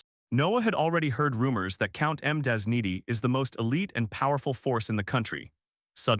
Finally, Juju jumped outside and announced that Noroya is an adventurer of S rank. I was struck that the doll suddenly spoke. However, as soon as she saw the consequences of his powerful strike, she immediately realized. He is an S-rank adventurer, she asked. He asked if Noroya was human. Yudiu tried to interrupt the conversation, but Noroya asked her not to interfere and confirmed, he really is human. She admitted she was extremely impressed by the man's strength. Moreover, she had never heard that anyone could control such a huge dragon, not even the dragon itself. In the imperial capital, the dragon's core kept only small winged dragons. Noroya. Roa had already managed to talk to Shiruru during the experiment with dragon transformation, but dragons could not speak human languages. Plus he did not want to stand out and reveal a connection to the kidnapping of the saint, so he demanded that Shiruru behave like an ordinary dragon. But he did not. She had no idea that an ordinary dragon would stand upright, as if undergoing a medical examination. Siren no siren no siren no siren no siren no siren no siren no siren no siren no siren no siren no siren no siren no siren no siren no. Nora noted that this dragon behaves too quietly. She said she seemed to hear training large specimens is not working now, even if there is training equipment by rank. Then Ova tried to talk his way out, justifying that he had been training her since the moment she was an egg. Ruru accidentally whispered something under her breath and Sierra caught it. When she tried to catch her breath,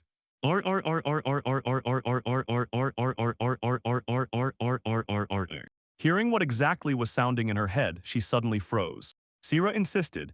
The dragon had already spoken. Noroa tried to pick up the conversation and added that it was just her imagination. But Sierra repeated. Sierra threw it again and again. From Sierra surged the same confidence.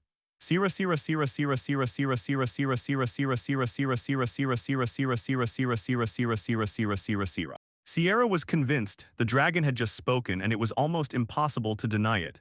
So Nora. Moro sharply changed the subject and asked, I asked how Count M. Dasnites ended up here at all, since it seemed they had not defeated a single monster. Vera replied that it was a complete surprise. She had no idea that an airborne monster, Ankh, could even exist in such a place. After that, she sharply pointed in one direction and said that their original goal was exactly there. Their base. Ahead cases. The correction matched the compass. The Black Equipment Workshop, the Guild of Merchants of the Cursed Armor, was already standing there, and the mission of the Sierra Squad was to destroy them all. It is a criminal organization engaged in illegal equipment trading. Sells stolen and cursed items. The Black Guild weapon base was hidden in this forest that was exactly where the compass pointed. Because of this, the enchanted piece of equipment he was looking for already belonged to this guild. To conquer. The duty with the Black Armored Guild was assigned to Mdaz Knights. The Knights suffered heavily due to a sudden encounter with monsters. It was simply an unfortunate coincidence. She wanted to return and recover, but she couldn't do it. The items they work with cause terrible harm. They release cursed artifacts out of control, causing the death of people who come across them, and also innocent people suffer. That is why they needed to defeat them as quickly as possible once they started to return. Go back, then the number of dead will increase even more. Such thoughts overwhelmed her and they made her nauseous. You cannot justify equipment that brought suffering to people. Again, it seemed someone was crushed by grief over calligraphic equipment. Knights from Noroa believed that Justice hated the cursed equipment. She was certain any inventory was created only to bring joy to people. Suddenly, Juju tugged his own earreven, though at that very moment he was talking about something very important. Even if it is cursed equipment. Noah asked Sierra to go with them and help destroy this guild. He was also eager to set off, and Sherry just laughed loudly. As soon as Kira heard the proposal, at first she even lost hope, but she firmly believed. If you cooperate with an adventurer like Noroa, everything will definitely work out. It seems chance Sierra might find out about his Girand, then he will want to do something about it. But he is troubled by his own endurance because of this. Going out and engaging in battle alone becomes too risky a step for him. That is why the presence of Sierra and the night itself calms him. Sierra said that if she had not met him, she would have lost her own. Shivering, she grabbed his hand and swore she would destroy the Black Mechanical Clan of the Mountains at any cost. She had already managed to wash his ears, which had been dirty before, just a little while after that. Eventually, they reached the base of the Black Mechanism Guild, but it was more. This is more of a mountain, not a base. Shiruru imagined some kind of structure there, but Juju cut him off. Keeping it as a hideout for a dark organization is wasteful. Suddenly, I decided to offer Noroa a vial of healing potion just in case he might need it. And one knight said this. At first, they declared they were ready, and then Sierra asked again if Noroa was ready. Replied that they could set out any time. Noroa approaches this operation. He told him to help with only one strike. Oroa moved forward alone to the fence. Right now, there are few knights left capable of fighting. If they are driven into the fortress and a siege begins, the numerical superiority of the enemy quickly presses them. Taking as a basis. Clenching the sword in his hand, Noroa made only one strike and with one swing cut through everything standing before him. At first, in the end, he decided to demolish the wall with one strike and poured all possible force into it. His power stunned the knights, but they managed to agree with Sierra, their commander, so that she would give the signal on time. After that, she shouted.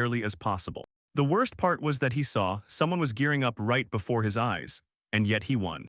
I was eager to check if it was really that wonderful, and if it would open the way to a completely new world for me. The man was caught, which meant execution awaited him, and if Noroa dared to do something strange, he would drag him along. So there was only one thing left, to sit silently, quiet down, and calmly watch everything. He would sit. The seller of the cursed equipment must escape, and this turns into a bunch of problems.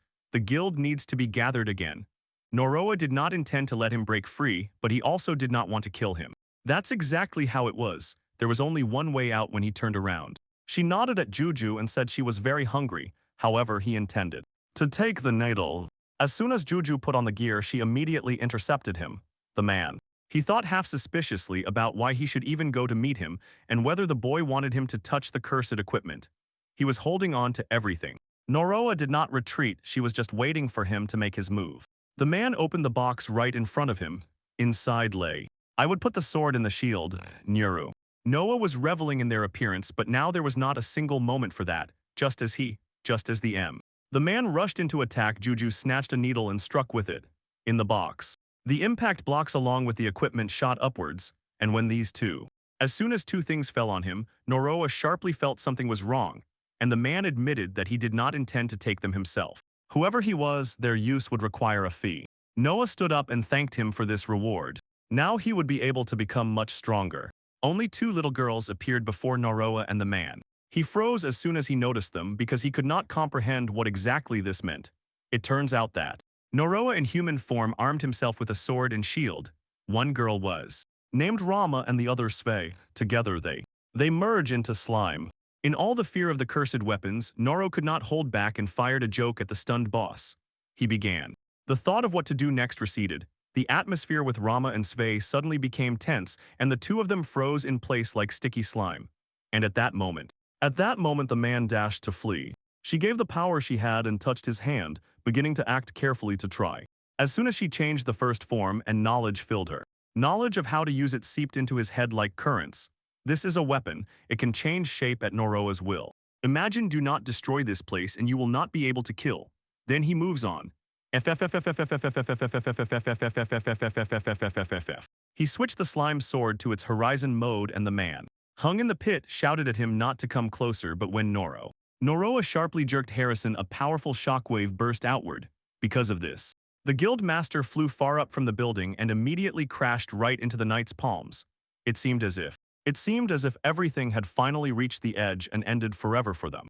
The guild master was captured, so the guild was finished, and everything would fall on the knight's shoulders. Noah also got new equipment, so he decided the story was over. Suddenly blood poured from him, he lost strength without any warning and fell to the floor. But the old man did not move him even once, so it remained unclear what exactly was happening. And when everything began, it turned out that the side effects of Slime's sword and Slime shield were that every second he took 0.5 damage from his maximum health, even when these items were not actively used. Together they took 1 health from him every second. It turned out that just wearing them would kill him in 100 seconds. The side effect from the tension was no joke. It immediately made itself felt. Roa tried to count how many seconds had passed, then suddenly recovered, trying to get the potion from Sierra. But it was futility. He was rapidly losing consciousness. Unconscious, almost at the brink of death, he was unable to swallow the potion. Noah had already begun to clearly hear voices talking about equipment slots. It was another child, an incredible son he had dreamed of since childhood, was asking him for rescue. Someone was addressing him to save her. It was exactly that person. His promise, and just a moment later he was already outside, among the debris and wreckage. This touch could kill him, such was the cursed equipment. Its name sounded strange in the mouths of the locals, and neither the blacksmith nor the merchants could tell him anything. He tried to remember the name and the person he promised to help. Finally she appeared before him, like a ghost hovering in the air, and asked if she liked the game. Noroa, calling through sleep, suddenly jerking sharply, he woke up from a blow. Someone feverishly shouted his name. It was then that when he finally realized he was lying on a bed in some building, one thought struck him. He stopped and could not finish speaking. He recognized the place, but someone was already standing nearby. It was Jude. Juju tries to wake Noro with a ruler, but as soon as when Oroa called her, Juju noticed he was already awake. At that very second, Shiruru and Juju both pounced on him. Everyone was incredibly happy that he opened his eyes. He addressed them. He forced them to calm down, but they didn't even think about it. They couldn't settle down. When they asked him how long he had slept, Shiruru answered. A whole day had passed, and Juju had already decided that he was about to die. Sorry for making them worry. As always, she dismissed it and declared that she was not worried about him at all. Noah slowly pieced together memories, how exactly he lost consciousness back in the guild. He got 2 cursed artifacts. Their combined damage per second was one of his maximum HP, and this pair of items could kill him in 100 seconds. But Noah was still alive, and he had no idea where the side effect had gone. Zhu told, as soon as he collapsed, she barely pulled him out of that world thanks to a potion. But fortunately, the knights had enough of such things, and among them was also one who had medical supplies. Because of this, thus in endless strikes, one could find a way to cope with constant damage, and so he lived on elixirs, magic, and thanks to the crazy speed of Shiruru, he was instantly transported right into the city. And now, it seems he continues his life with this healing tincture at the same time, apparently doing so before the start. As soon as Shiruru reached the place, she secretly touched his lips in a kiss. She was embarrassed in the dragon face. Then Noro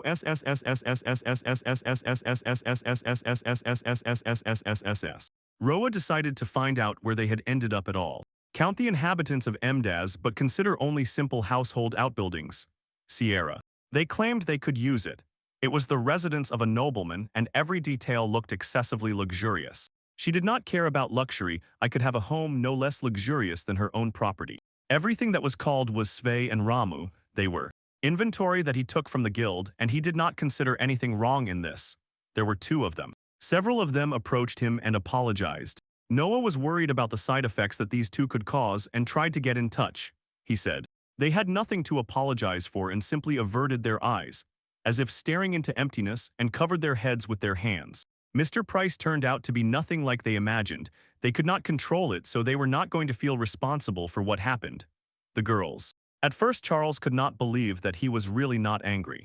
He did not look convincing. It was too much like a cliché. First he says he is not angry and then starts scolding. But Noroa really was not angry. After that she asked. He turns to Wei with a question about what they should do next. And they, unhurriedly, choose exactly that action. They slowly climbed down onto his bed and asked him not to move, saying they simply had no other choice. Two of them. They all lay down in his bed. Noah beamed with joy but still asked why a shared bed was equated with apologies. They answered. Juju explained to them. As soon as the master touches the humiliated one, his power will double. Add a light pat on the head to make it all fair. If someone noticed this, they would get the wrong impression, so he advised them to get up from the bed. At that moment, Sierra entered the room. She was told that he had already regained consciousness, and she said. Suddenly she noticed how Noroa hovered over two girls. She immediately quickly closed the door and apologized for the intrusion, though she was late. Before it was time to move on, Noroa told her everything from beginning to end. Nothing else remained hidden. He apologized for the misunderstanding and immediately switched to Noro. Oroa actually felt relief. If she had known that he was just a fan of gears, the only thing that really seemed cute to him was the gears themselves. Hera brought bottles of healing potion as a thank you. There were so many of them that Juju could almost swim through them. Noah's thank you for your help. She replied that they were just smugglers and that for a favor for an S-rank adventurer one could pay a small price. She also wanted to ask him something about the twins, Noro. Barova had just resolved the previous misunderstanding, and now he had to explain why the children were here. Suraj fights with cursed objects, although he could simply tell her. Those cursed things turned into children. Sierra had already heard rumors. Noroa supposedly kept the children under protection, but she was poisoned. She was struck by Noroa's righteous spirit. He had power, yet still saved the weak and act reminiscent of a hero defender's feat. Yuzui, it seems, put in a good word for him and Noroa silently thanked her. Vera noticed, even Count Imdao was impressed, and she wanted him to work for the Count's family. Perhaps he was brought to the Count's residence expecting his services, but he was still glad it spared him unnecessary wanderings. After that, one of the maids searching for Suru entered the room. It was relayed that Lady Ricehead was calling her. Sierra said sorry and realized she had to go. She wanted to stay a little longer, but there was no time left, since then everything became. He suddenly became interested in what had happened. Ururu asked what he would do next, and Noroya also pondered this question. It was necessary to get out of there as soon as possible, although his lifespan was extended, the problem with the device for the slime's side effects did not disappear, so he will have to swallow restorative potions for his entire life. Count and Sierra pass him potions, but it feels like they expect profit only after the treatment. If it turns out that the poison cannot be cured, they will simply abandon him. Besides, he remembered the side effects from Chinayamaru. It has two side effects. The first is a frenzy state that rises to its feet every time it is summoned in the drawing. The second kills its owner if it does not receive blood regularly. The problem is precisely with the second one. It is a curse that needs to be dealt with. Noroa can cover it with his own blood at least partially, but he is not sure if that will be enough to appease it. Moreover, he cannot live his life in the ward just to shed blood. He needs to hunt monsters, so he has no right to stop because of this. Aruru pointed a finger at the cause that IV drips. Juju. You asked why he cannot travel with the drip, and he answered, if he falls it will be over. First, the slimes need to be dealt with. If this continues, the children will feel that they are responsible for everything. Have you ever wondered if there is another way besides controlling the poison? Can the cursed equipment with its effect override the side effects? While he was talking about this, Noro suddenly realized one thing. The effect of acquired equipment elements overrides the side effects. That's exactly how they used to do it before. They would bundle the cursed gear together so that it worked properly. He insisted that this was used for slaves, but apparently the mucus gear worked differently. It doesn't go out of control like in the case of Chinemaru. Noroa is convinced the mechanism is designed so that the side effect can be suppressed. If that's really the case, there's nothing strange about it. Equipment that weakens the side effects of other gear is quite logical. If the claim is true, they will be able to find a tool that compensates for these consequences in children. But the main difficulty is to find exactly such an item. Juju suggested using a compass, and Shurup promised to lift it into the air so he could go anywhere. But in his current state, he wouldn't get far. The infusion in the drip was effectively counting down his allotted hours of life. If he didn't have that, he wouldn't lose anything, so why risk it if he can try? Maybe it's already closer than Noroa imagines. So Noroa tried to find the cursed gear with a health restoration effect within 100 meters of him. Maybe. Maybe it's located in Count Mdaz's estate. Noroha had no idea how luxurious the nobility could be, and Juju was worried about one thing, what her own estate would be like. Noroha.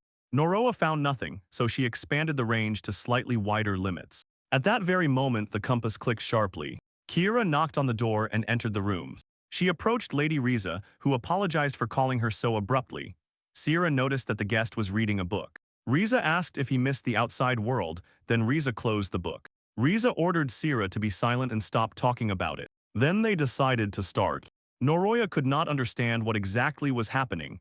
His compass responded to the query. The distance kept fluctuating. It would either increase or decrease. He could not tell if it was a sign of luck or a trap, but one thing was clear. The fact that it was here promised nothing good. And the reason is that it means only one thing. In this manner, cursed equipment is laid out. Noroya sits on the edge of the bed and tells the girls, cursed weapons are hidden in the manor. The girls are stunned into silence. They cannot understand why the Count would need such a thing at all. Noroya weighs the options. It could have been an assassination attempt or for the Count's personal needs. He says that regardless of the reason, if it is taken, a conflict will begin. Aurora adds that Sierra will eventually turn against them and meet them with hostility. After 2 days, the group decided to leave the room and check everything on site. Noroa climbed down from the window, holding onto the rope. During these 2 days, the young man took out a compass and calibrated the exact position of the cursed equipment to gather all the necessary information about it. He decided to leave Shiruru in the room. A maid was constantly on guard near their door, so if he was absent, it would be noticed immediately. Shiruru lay in bed, inhaling Noroa's scent with fascination. Hearing these sounds, the young man cautiously asks what exactly they meant. Going downstairs, he thanks Rama for the rope. And then, at that moment, their target was the cursed equipment hidden in the main building. Noroa was making his way with the compass to avoid patrols. His skill was in silence. Previously, he had no equipment at all and had to survive by hiding. The young man had already studied the mansion's plan in detail, so while heading to the required location, he was constantly worried about not ruining the potion. Juju snorted, saying that the thief's craft was simply a thrill. The team stared at the window of the room they needed to enter and noticed that the light was on inside. They could not waste time as the potion supply was limited. Juju stated that they had gone too far and suggested peeking inside. They shifted their gazes to Sve. Her eyes lit up with joy because she was finally getting her first task. The girl turned to the ladder and quickly climbed up. Meanwhile, the young man heard Sierra's voice and loud sounds of a struggle. He was puzzled about what she was doing in the room where the cursed equipment stood. Sierra in the mask was beating the girl and harshly insulting her. And in response, the girl thanked Sierra for such care. Nero froze, stunned by what was happening right before his eyes. Juju still could not understand what was going on here, so the girls begged to show what was hidden in the room. But Noroa immediately cut them off. Children have no place there. The young man realized this was a covered, dangerous secret capable of ruining the Count's reputation, so he suggested they return immediately. Sierra suddenly flung the window wide open and asked who was standing there. Noticing the boys, she shifted her gaze to him and asked how long he had been standing there. The young man was already making excuses, trying to deny it and calling the girl by name, but she interrupted him with the words, "She is not Sierra." She declared that behind the mask was hiding a beautiful warrior girl, the fairy of love, justice, and punishments. Suddenly Sierra appeared and her strike had already cut through the silence. She finished the shot and looking around, asked what was happening here. Seeing the boys, she froze in horror and Noroa thought, that's at the end, he's dead meat. The girl gently adjusted her hair and invited them to come up to her room. The boys entered the room and sat at the table, drinking tea and holding sweets as well. Noroa initially expected a trap, but they were greeted extremely warmly. The girl introduced herself Riza, the Count's daughter, and stated that he was the first visitor besides Sierra. The boys began to name their names in turn. Rice admitted that she had already heard about this young man from Sierra's stories and emphasized, he was an experienced, high-ranking adventurer, although they were both the same age. The young man mentally decided that the cursed equipment was somewhere in the room and began to inspect the space in search. His gaze caught on Rice's collar. He began showering the girl with compliments and took a step closer. He assured that fate had already prepared them as partners. Rieja blushed at what she heard. With each moment, Noroya admired him more and more, until suddenly Sierra sharply grabbed his hand and asked what he was doing. The young man came to his senses and immediately apologized. He realized it was inappropriate to lose his temper and self-control in front of a supposedly noble person. Noroya compared the bell with the compass and confirmed that it had a cursed origin. Juju asked what he would do since the bell was already equipped, and the young man replied that he would like to keep it for himself. They watched as a smile appeared on her face, and guessed that from the bell's side she did not feel any side effects. Noroya assumed that maybe she had handled it properly. Juju declared he was the only exception allowed to carry cursed weapons without consequences. The doll stated that they were asking too much for the collar, and addressed Rizaha in an openly cheeky, rude manner. Rish reacted immediately, and Juju told her that Noroya had prepared a story for them. The young man was at a loss for words. He could not simply order her to give him the cursed equipment.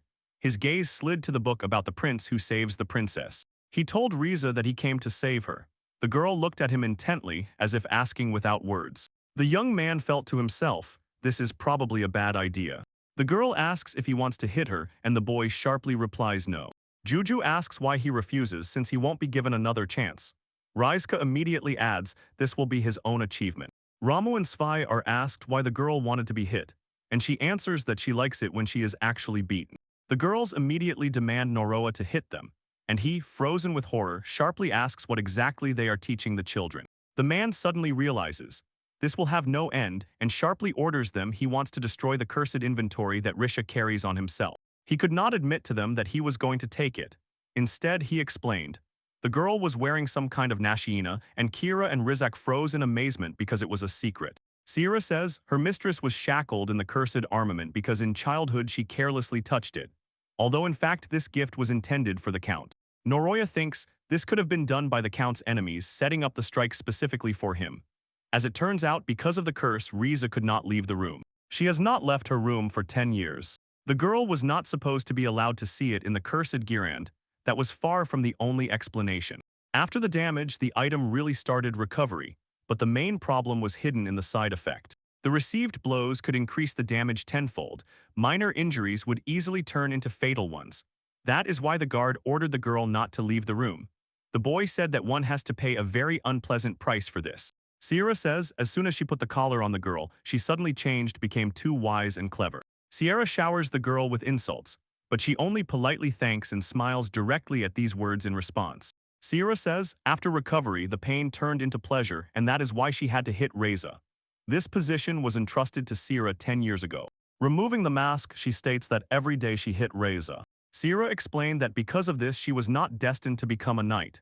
Noroya immediately understood why she hated the cursed equipment so much. He asks if he can destroy it. Reza asks if it is really possible. She says for 10 years in a row she tried every day to remove it, but nothing gave results. Juju says that it was just inventory, and that boy suddenly realized. She was feeling bad because she could not remove it. He was worried, and then firmly said aloud that everything would be fine. He reminds her that this is exactly what he said. He came to save her and promises to make her happy.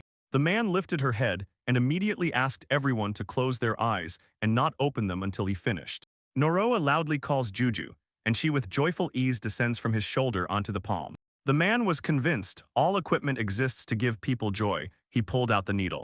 In a minute he orders the girls to open their eyes, and Riza, opening hers, feels the collar is no longer on her. Xerex claims right. Tears shine in her eyes and she bursts into Sierra's embrace. Juju declares that they still managed, and the girl's story finally ended happily. Now the challenge was just behind his neck, and all the information that was in it flashed before the boy as if right before his eyes. The man states that the side effect no longer bothers him, so his path continues with new weapons in hand. As soon as one story ended, another started.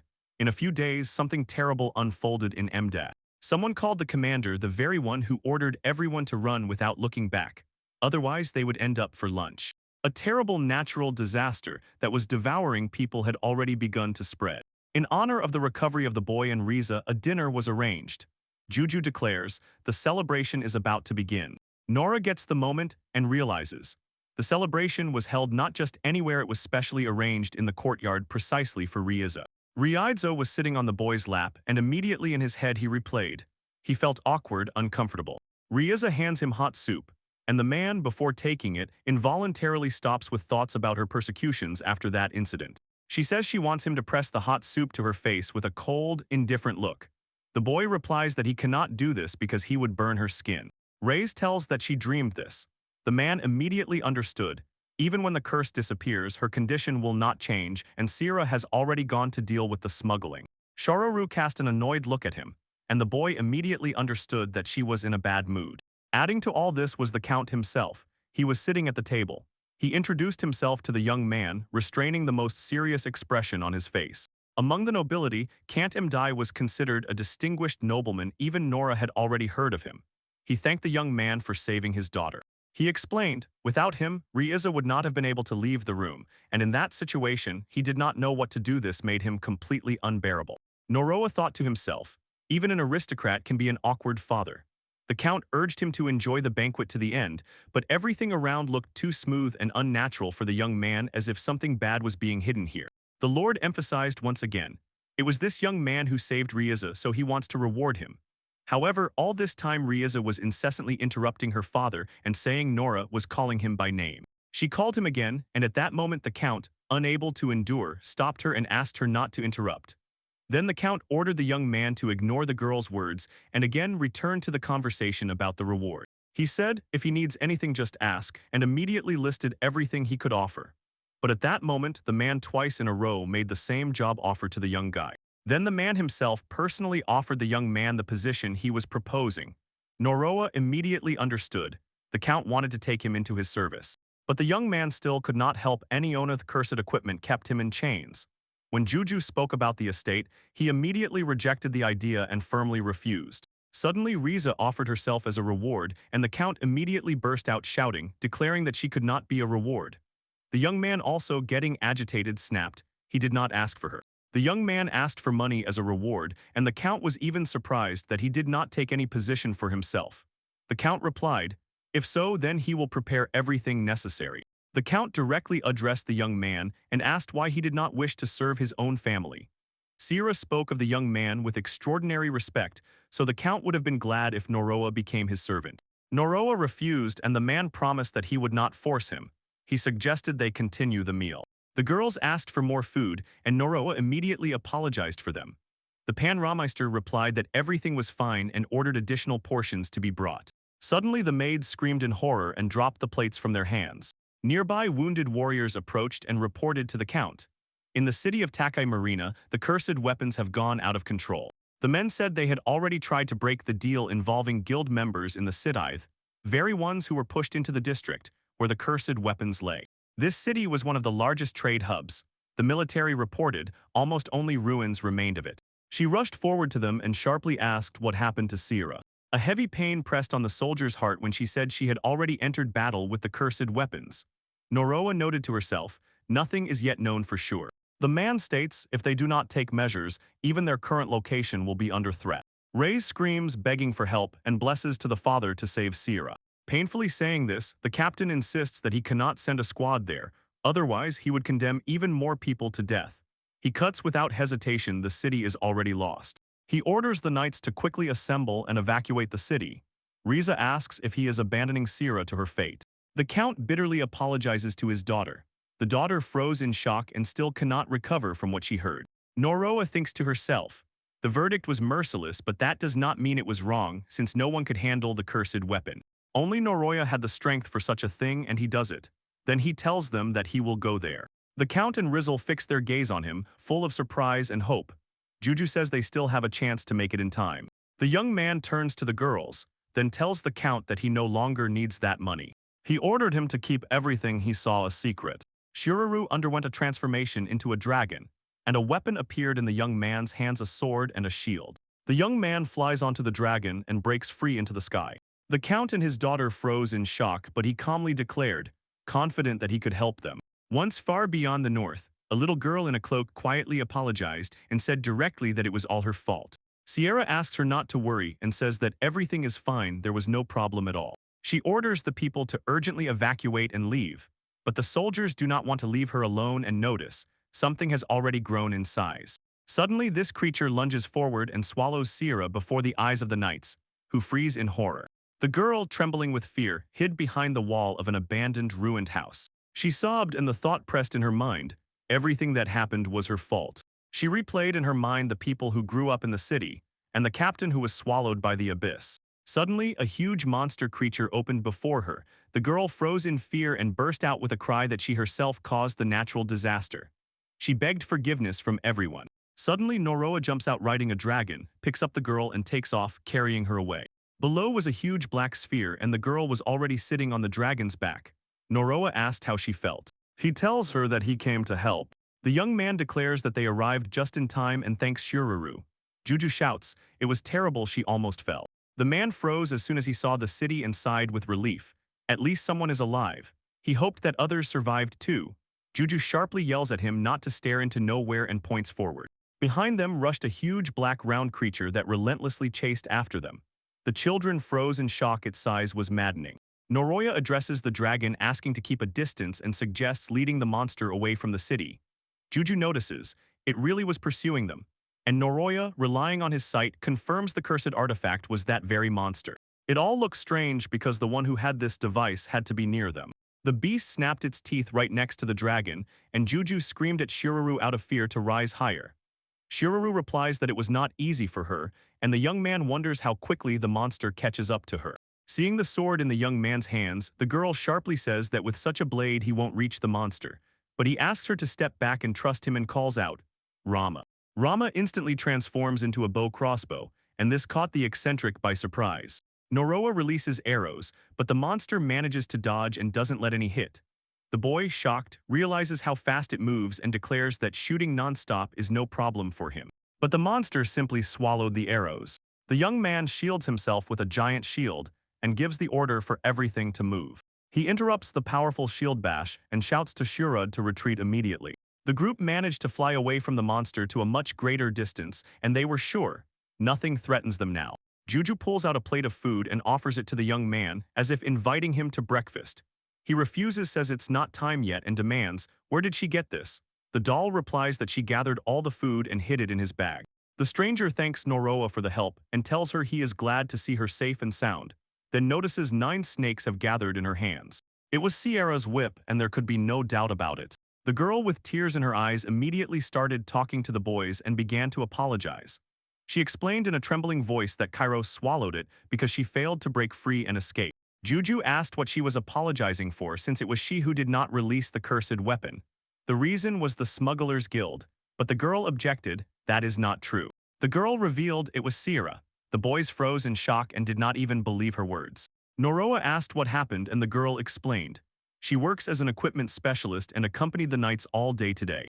As soon as she stepped over the threshold of the building, the guild members were already neutralized. Suddenly someone either threw or dropped a box. It flew in a straight trajectory right at the girl. She recalled that her body froze and she could not move. Sierra covered the girl with her body and thereby saved her, but the box fell not on her, but on Sierra. As it turned out, the thrown box concealed a cursed item. As soon as it was touched, it went on a mad rampage. The girl said, Sierra tried to cope with it and restrain it. She remembered how something swallowed Sierra and whispered that this was why she felt so bad. Noroa told her it was not her fault, but the girl asked not to be comforted. She said this would not have happened if she had not been nearby. Noroa stubbornly insisted that everything was fine. Noroa said that Sierra was not dead. He explained to her, cursed equipment cannot activate its power until its owner is nearby. He stated if the equipment was not installed, then it should not have been set in motion. Fixing his gaze on the monster, he declared that Sierra was now inside his belly and still alive. Juju suggested, if the equipment is taken for oneself, everything will be resolved. Noroa picked up on this and confirmed it. Noroa addressed the doll and asked if it could retrieve the equipment from such a distance, but it shook its head. Its abilities only work up to 18 meters. The man mentally admitted, in such a situation, approaching would be difficult. He asked Shiruru to take the girl to a place where she would be safe. Noroa declared that he would come down from there. But as soon as he said this, a stranger sharply asked if he intended to become bait, and without waiting for an answer, cut in. She would not allow him to do that. She stated that it was she who was meant to die, not someone else. Juju said that it seemed to her she had apparently met Noraku number 2. Noroa admitted that he understood her failings but still did not intend to die or become bait. He clearly stated he would fight. The man jumps down into the ruins and Juju throws a remark. All this suddenly reminds her of their past. He tells her that now he is completely different from the guy who once wanted to die. When the monster approaches, the boy cuts the silence with a statement. He is no longer Zero. The monster lunges at him in an attack. Defending himself, the boy insists that right now he has the equipment to fight. He had to launch Juju, but now he could not do that. Time was pressing, and the supply was already melting away. The monster attacked again and the man barely managed to dodge. Juju shouts that this is already infinity. He asked for just a minute. One hand was enough for him, but he could not drop his defense. If he was swallowed, the end would be immediate. The circumstances were unfavorable for the group. The doll insists that they need to buy some time. She gives the boy a choice, but Noroa sharply explains to her, they will swallow them anyway. Suddenly a thought flashes in the man's mind and he immediately loudly calls Sway. The girl replies that she understands everything. The team first sharply pulls back, then rushes straight into the monster's mouth. Sway suddenly transforms into a huge cage, and the whole company covers the monster from above and drives it inside this cage. Noroa declares that he has managed, and now the monster can be held for some more time. He orders Juju to get the needle. But inside the cage, something suddenly shifts everything from its place. The man in shock stares at the monster until it disappears from sight. In a moment it becomes clear, the creature dived underground. Noroya says that it is necessary to pull it out from under the ground, and Juju replies, "It will look like you are looking for a mole." Juju declares, the cursed equipment is increasingly degenerating into a monster. The team does not stop and continues running until they notice a breach in the wall. The man almost falls into the abyss. At the last moment, he grabbed the edge of the ground. But he could no longer hold his sword in his hands. He reaches out his hand to the falling Rama. Rama turns again on himself and falls straight into the monster's mouth. Juju and the rest froze in place and stared there, and Juju sharply exclaimed, "This is a horror." He couldn't hold back and with a run-up plunged down straight towards the monster. Falling, he thought with regret that this was where he would die.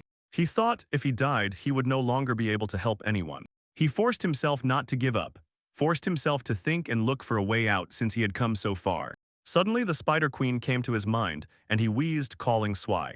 He was almost in the monster's jaws. He said he had to do it and that he must not die. At the very last moment, Swai unfolded onto the web. Noroa warned that it was deadly dangerous, and Juju exclaimed joyfully that she was still alive.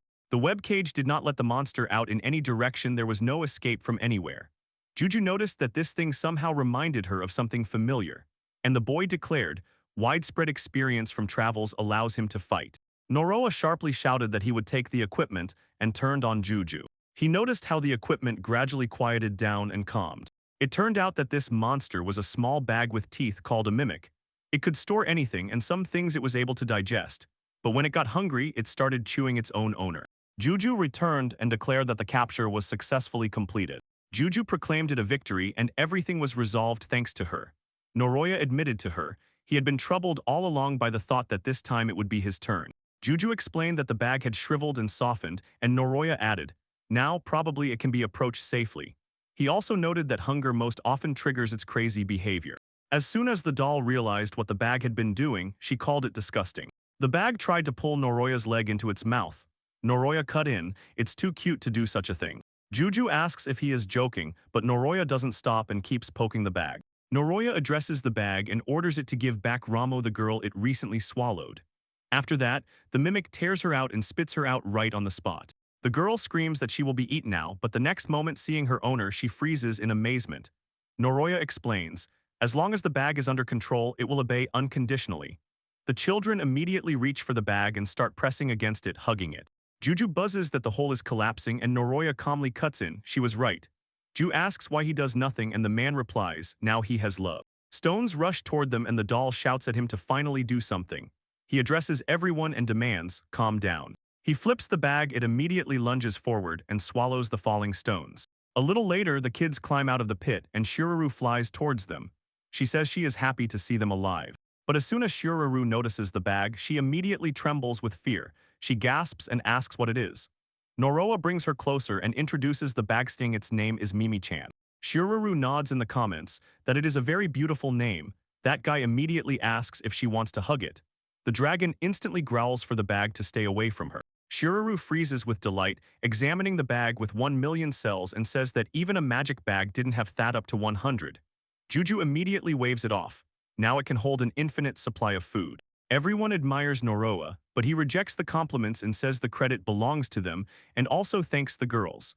After that, he asks Shiraru to take them to where they can gather people. The man reaches for the body to free the people swallowed by the bag.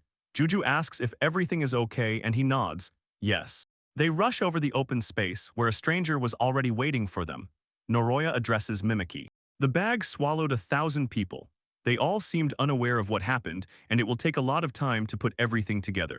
Noroya decided that for these people, being alive and reunited with their families is a true blessing. For a moment, his heart felt relieved, but suddenly someone calls him. It was Sira. Noroya says he is glad to see her.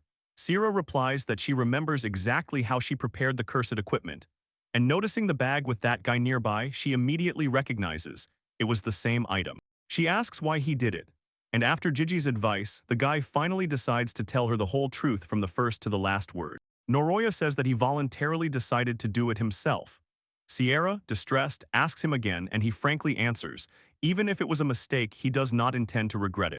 He mentally proclaims that he loves the cursed armorer's artifact, but aloud admits he is proud of it. Sierra draws her sword and declares that she will not allow Noroya to leave with the cursed weapon that threatens the world. Noroya admits to himself. Sierra acted correctly and logically because he sees that Rise is suffering. He measures the words with his gaze and confidently says, the equipment brings joy to people, so no one can place a curse on it. Noroya tells her that if she wants, she will be able to catch him. But Sierra refuses and replies, for the sake of justice and pride, she has already made a decision. She declares that she has decided not to take him prisoner. The man clarifies what exactly she means, and the girl answers. She still won't be able to defeat even an S-class adventurer. She adds that he not only saved her, but also got her back on her feet. When Sierra walks away, she declares that she cannot acknowledge the cursed equipment. Nora calls out to her. Looking back, the girl says that most likely she will write a report about Noroya's cursed equipment. She thanks him with a smile and walks away. Then the crisis that hung over the inhabitants disappeared. They managed to avoid casualties, but the city was still wiped off the face of the earth. The Count announced to the residents that they could live in his city for some time. As soon as that man flew away, the boy realized the Count had already begun preparing to accept refugees. The Count thanked him and stated that he managed to minimize the losses. He insists that he saved dozens of lives, but Noroya immediately realized this was only possible thanks to the support of the girl. The team decided to move on, and as soon as they got out of the gates, they said goodbye to everyone else. Sierra shook his hand and said she was sincerely glad to meet him. She behaved the same as before. It seemed she did not want to escalate the relationship.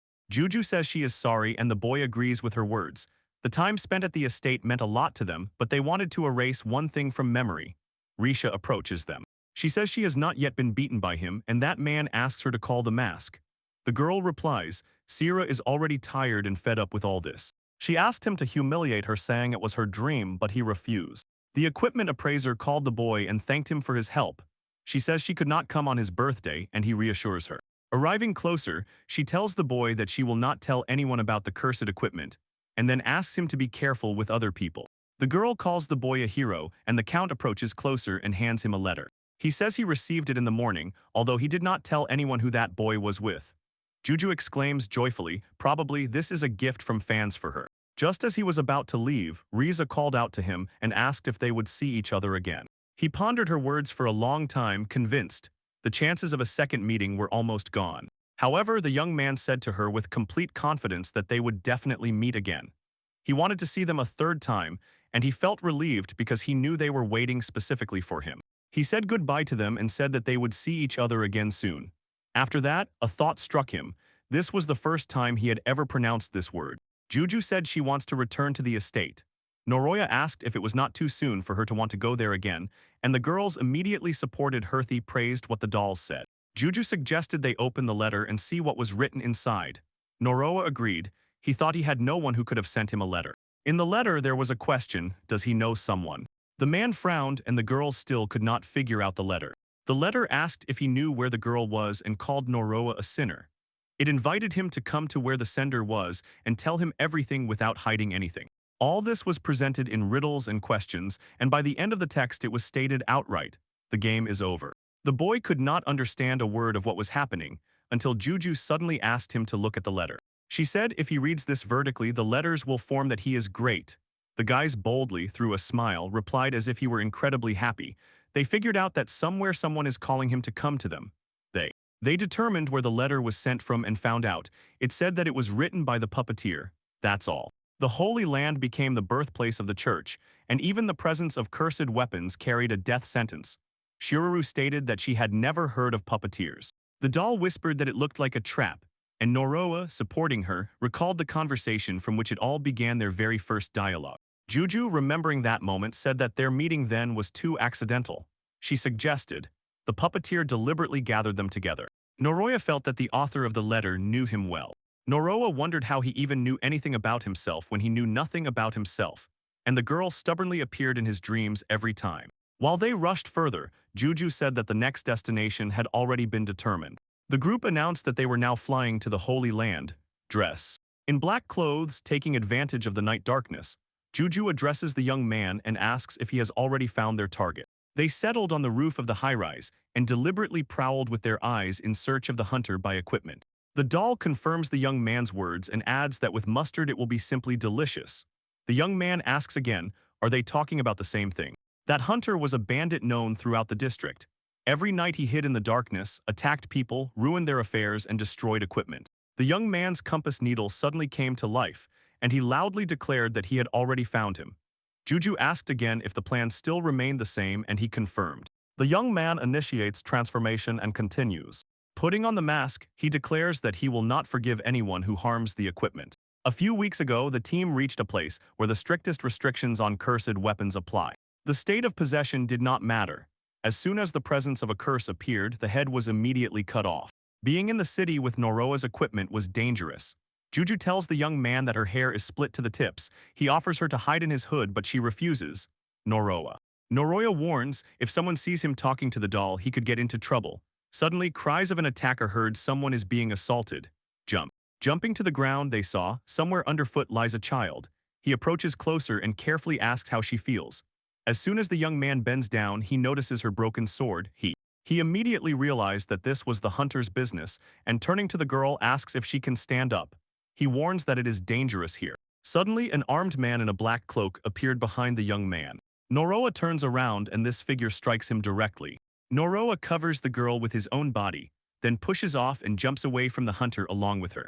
The young man sharply takes a fighting stance, and the child, stunned, stares at him. Noroa ordered her to throw off the hunter and break free from him so she could quickly escape. The girl stood for a moment longer and continued to stare at him blankly, stunned. He urges her on and she immediately takes off and disappears completely. The young man asks if he is the same hunter after equipment. In response, the hunter sharply freezes in surprise, and Juju, peeking out from the hood, waves and introduces herself. Noroa immediately stops her and orders her not to do that. Noroa snatches a sword and throws. He was hunting this boy anyway. The hunter curls his lips into a smile and declares that Noroa is incapable of hunting against him. He declares that he deals with everyone who tries to kill him and that no one can defeat him because he is the chosen one. After that, he says he wants to tell Noroa about his scythe. Licking the blade of his scythe, he boasts that it is an S-rank weapon. After that, he declares, supposedly this proves he is the strongest in the world. The guard rushes to attack, but freezes in amazement he still cannot cut through Noroa's sword. Noroa calmly and evenly admits, the hunter's weapon really is of high quality. Then he tells the hunter that his own weapon belongs to a much higher class. Noroa, together with the girls, mocks the hunter. The man looms over the fallen hunter and says that he himself has also fought a lot. Thanks to his equipment, his strength went beyond common sense, and yet he forced himself to hold back. He thanks the girls and announces that the mission is complete. He says that the Swies also helped and Ram supports him. Then Juju rudely insults Noroa. This drives him mad. She suggests taking the scythe while the guy examines her appearance.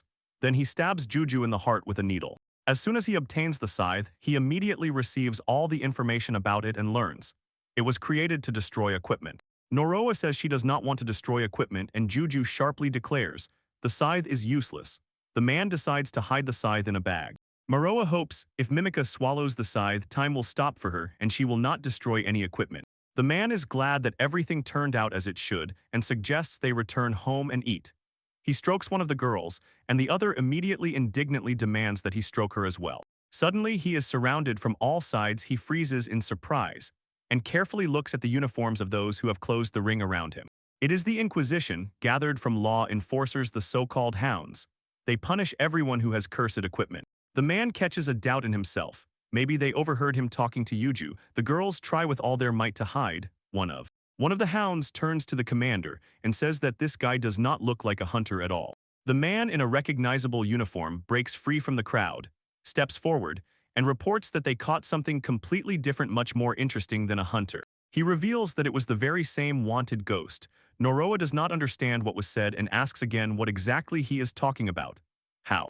It turned out that Phantom was not a myth, but another criminal. He was stealing weapons and became famous as the worst wielder of cursed weapons. Ultimately, Noroya turned out to be the same Phantom. Juju insists that everyone knows about him now, and supposedly it happened thanks to the things she sewed for him. Noroya just replies that he was gathering equipment. The commander declares, there is nothing good in cursed weaponsonly death, so Chester Well is going to kill him. The commander strikes, but the young man manages to twist away and dodge. The Inquisition instantly grabs their rifles and loads up before the attack. Shots from their team hit the shield, energy dissipates against the barrier. The hounds stop in shock upon encountering the magic shield, but Sve waves it off. It's not magic. After that, Noroa calls Rama. Rama appears on the roof of the high-rise, and the blonde, angry, shouts at him and accuses him of trying to escape. Yutsayu looks at the man in surprise because he did not rush to fight, but he replies, their task is to catch lawbreakers. The young man tells the doll that he was scared. If there were so many of them, he would not be able to hold back. Juju notes too much power can also become a trap. Noroya replies that it is time to return. They were already waiting for them. The team is greeted by a nimble and smiling Shira. Rush immediately takes the young man's bag. They stopped at an inn on the outskirts of the city. The girls complain that they are hungry, and Sheru replies, she cooked for the first time because she usually cooked for Nor. The girls are happy, and Sheru approaches them and asks to wash their hands before sitting at the table. She tells the boy that it seemed to her they had just become a married couple. Juju cannot open the package and get out. The doll flares up with anger, and the young man asks Mimiko to hand Juju over to him. Jumping out of the bag, Juju grabs Shiruru and sarcastically, angrily asks what she is doing and why she didn't let her out from inside. Shiruru responds by stating, Juju constantly gets in her way. Noro asks the young man how his day went. Oroa tells her that he got new equipment, but the doll bluntly remarks his rank was low. Oroa replies that the problem is not with him, it's just that her own rank is inflated. Juju. Nadia wants to leave this town as soon as possible, but her husband stops her. He says it won't work that way. They need a pass to the holy city of Sanan. To get to the large city of Sato, where the sender of the letter was, they first had to obtain permission and pass the Inquisition check. They never managed to get straight through, and they didn't get any results either. Of course. Shiruru hands him a piece of paper with an image of a ghost phantom and asks if he already knew about it. Juju finds out if he told her, and he replies that he intended to but always felt awkward. Saint. Svitla leads the young man by voice and excitedly addresses him, calling the phantom a hero of justice who protects the city. She tells. Everyone describes him in detail, but the man still cannot comprehend what exactly is happening. He says. He tells her that the ghost was someone from her closest circle, and he does not back down. Noru assumes that it was done by the butcher, Aunt Hannah, but that guy has no idea who she even is. She talks about rumors she supposedly heard about her. Nar. Moroa declares that he himself was that phantom. The girl exclaims in amazement. She knew he stole cursed weapons but did not suspect that he also saves people. The man asks. The man states that he does it only for himself. Juju replies, as his manager she is proud of him and his popularity. Suddenly the doll suggests an idea. To sell Noroa's autographs for crazy money, and Shiruru adds to put handshakes with that man up for sale. Noroya notices, the girls are not just standing nearby, they are truly good friends.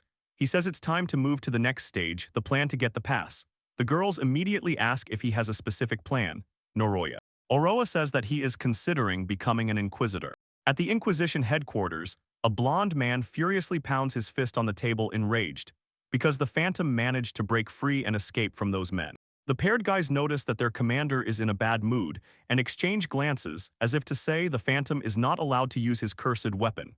Command. The commander fiercely stared at them and immediately thought, with the appearance of the ghost, the city became safer. But this thought was unsatisfactory, the cursed equipment was disappearing, and that was bad. The girl. A girl named Laura states that she received a message about the interrogation of the hunter. She says it seems the ghost took his weapon too. The blonde. Laundry man says he heard something about it and asks what else she heard. The girl hesitates for a moment, then says the locals noticed a female voice. Laura's. Mara admits she spoke too harshly, so she only managed to anger her, and the commander, curling his lips into a smile, just makes a jab. Carl adds they also caught a woman's laughter, but maybe it was a false rumor. The commander orders her to wait. The blonde lounge guy suggests it might have been a cipher and asks the girl to thoroughly check absolutely everything. The commander sharply turns his back and a pleasant thought forms in his mind. Finally, he will catch Phantom and no longer bother him. Claims that Phantom ran away in fear because of his high-ranking weapon. He is convinced that Leaves Phantom was at the bottom of the list. Laura asked to see the new Inquisitor's record, but the man pushed her shoulder away. He said he didn't care about wandering dogs and shifts the whole matter onto her.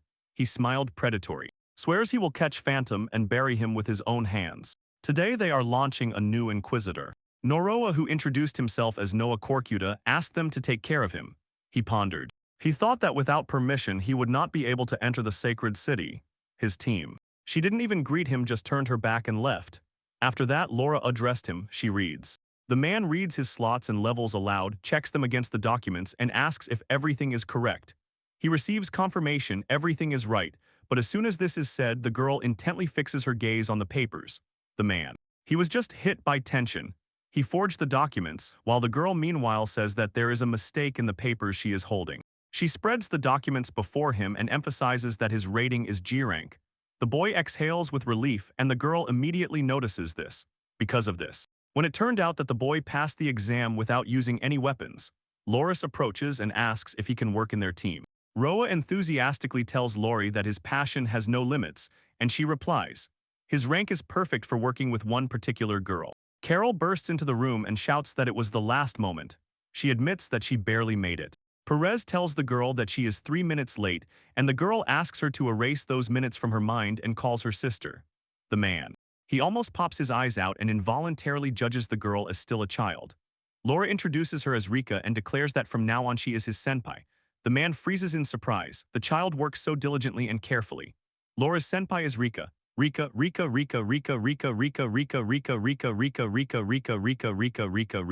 Loris tells Nora that the girl is as old as he is. The boy immediately tenses up and begins to apologize to her. He is sure that now everyone hates him. Loris. Harris informs the company, from now on everyone will work together as a single unit. Immediately said no and rejected any agreement. Perez told her that her results turned out to be completely opposite to Noah's results and that they could support each other. The girl replied that she does not need a partner, her sister. Rika reminded her about the failure of last night and said, she stated that she had no time to train a rookie and that quick results were needed. But Laura told her she must obey the boss. She immediately declared that she would do everything to lead the rookie. They joined into one team, and from that moment, Naro began conducting his own investigation as an investigator. Storgel boy pressed the man with his back to the wall and sharply asked his name. The young man quickly thought, this looks like he immediately snapped at the senpai initiation. He had already ruined everything. She ruined their first meeting, and he calmly told her his name and promised that he would try to be just like her. The girl BL. Carol blushed and quietly whispered that she would get herself into trouble. After that, she grabbed her head, stating that their relationship would not improve, she said. She told him that she must do everything possible to become an inquisitor and asked him not to interfere. She left. She spoke these words and emphasized that she hoped for his understanding. The boy wanted to act independently, but he was a green rookie, so he could not attract extra attention. The man entered the building and at the end decided to use a compass. At first, he gathered information, where the guards stood and what obstacles blocked the way. The girl scolded him not to be afraid to go further. And at that very moment she realized that she herself was afraid to go. She noticed that she had been talking to a stranger the whole time and burst out in a shocked exclamation. Rika sharply asked Noro why he was standing still instead of following her. Noro. Hirso noted to himself he had enough time like an investigator. He asked where they were heading. The girl immediately understood that he was new and replied that they were going to a morning meeting. Though joyless, he informed too they were late. Mika told him that she had spoken with Loris, and then the blonde man ordered her not to contact him anymore. The commander was powerful with 4 slots. He commanded them to line up, calling them wild dogs. 1. The church watchdog mocked the investigators and called them stray dogs. The investigator needed to gather information about the cursed equipment. Sometimes investigators could accidentally put on a curse and then they were doomed. One girl called and stated that they lacked people. Blonde. The blonde spoke about a ghost. Allegedly, they did not know who he was, but people called him a hero and this cast a shadow on their honor. Nora. Moroa thought silently that the identity of the ghost would never be revealed, while Chester sharply declared, He must not be allowed to gain influence. After that, he turned to one boy and asked if he knew the reason. Receiving a refusal, Chester burst out shouting and clung with words, calling them worthless trash. He stated that they conduct the inspection carelessly, and now everyone who fails will be punished. Esther's complaints and reproaches did not cease for a whole hour, and only then did he order everyone to get to work. But as soon as the commander saw Noroa, he immediately fixed his gaze on him and asked if he was new. Noroa. Oroa introduces himself and thanks for the support. He tried to keep away from him, but the plan did not work. Rika addresses Chester and asks what he wants, then orders him not to bother them. Blonde. Lon scans the youth's eyes and asks what color they were. Roa faltered and admitted that he had that gaze from birth. Then he turned to the commander and asked if he did not think that his eye was truly special. Commander shyly and attentively orders him to stroke Rama too. It does not understand, and the blonde grabs the young man Chester. Lester shouts at Noah, and Noah feels that he has been recognized and tightens up with fear. Noah shudders from such emotional force, but Chester still lets him go and says he mistook him for a completely different person. Chester. Mr. orders Noah to go and tries to hit him. Ricker approaches Noah. It is clear that he is scared and asks if he is okay. The hero recoils from the blow but still tenses up. It is worth grabbing his gear and the truth will instantly surface. The hero uses an illusion to hide his abilities, and everything goes as he had calculated in advance. Everyone around fixates their gaze on Chester. He cannot comprehend what just happened. Rika approaches Noah and asks how he feels. Rika shouts at Chester, and he is stunned. He does not understand how weak Noah is and decides that the boy is not at all to blame for the blow being so strong. Rika apologizes for not being able to protect Noah. The boy looks at her in surprise. Her concern confuses him, but he immediately assures her he is fine. To Rika. Rick froze in confusion when the hero said this, and admitted that in his hometown he had to endure such blows every day. The girl was stunned by his confession. Noah instinctively touches Rick's head with his palm, but Rick sharply stops her orders not to do that. She gets angry and immediately insists that there is no need to worry about her. It's time to move on there next. We need to head to investigate the cursed haunted house. NOAA's conclusion is unequivocal. The cursed equipment works secretly, so time is not on their side. We must hurry. Rickus. Mika is staring at the map and explaining to Noah how to keep the course and navigate. He is annoyed by training beginners. He already knows everything in advance. He swiftly finds the needed point on the map. Rika enthusiastically notes his skill, but Noah immediately objects. He says it is precisely her teaching talent. He points out what they should really be looking at. The pair. The pair freezes with their gaze. Above the cemetery towers a neglected haunted house like a dark tower. It was built even before the cemetery appeared here, and it looks unexpectedly beautiful.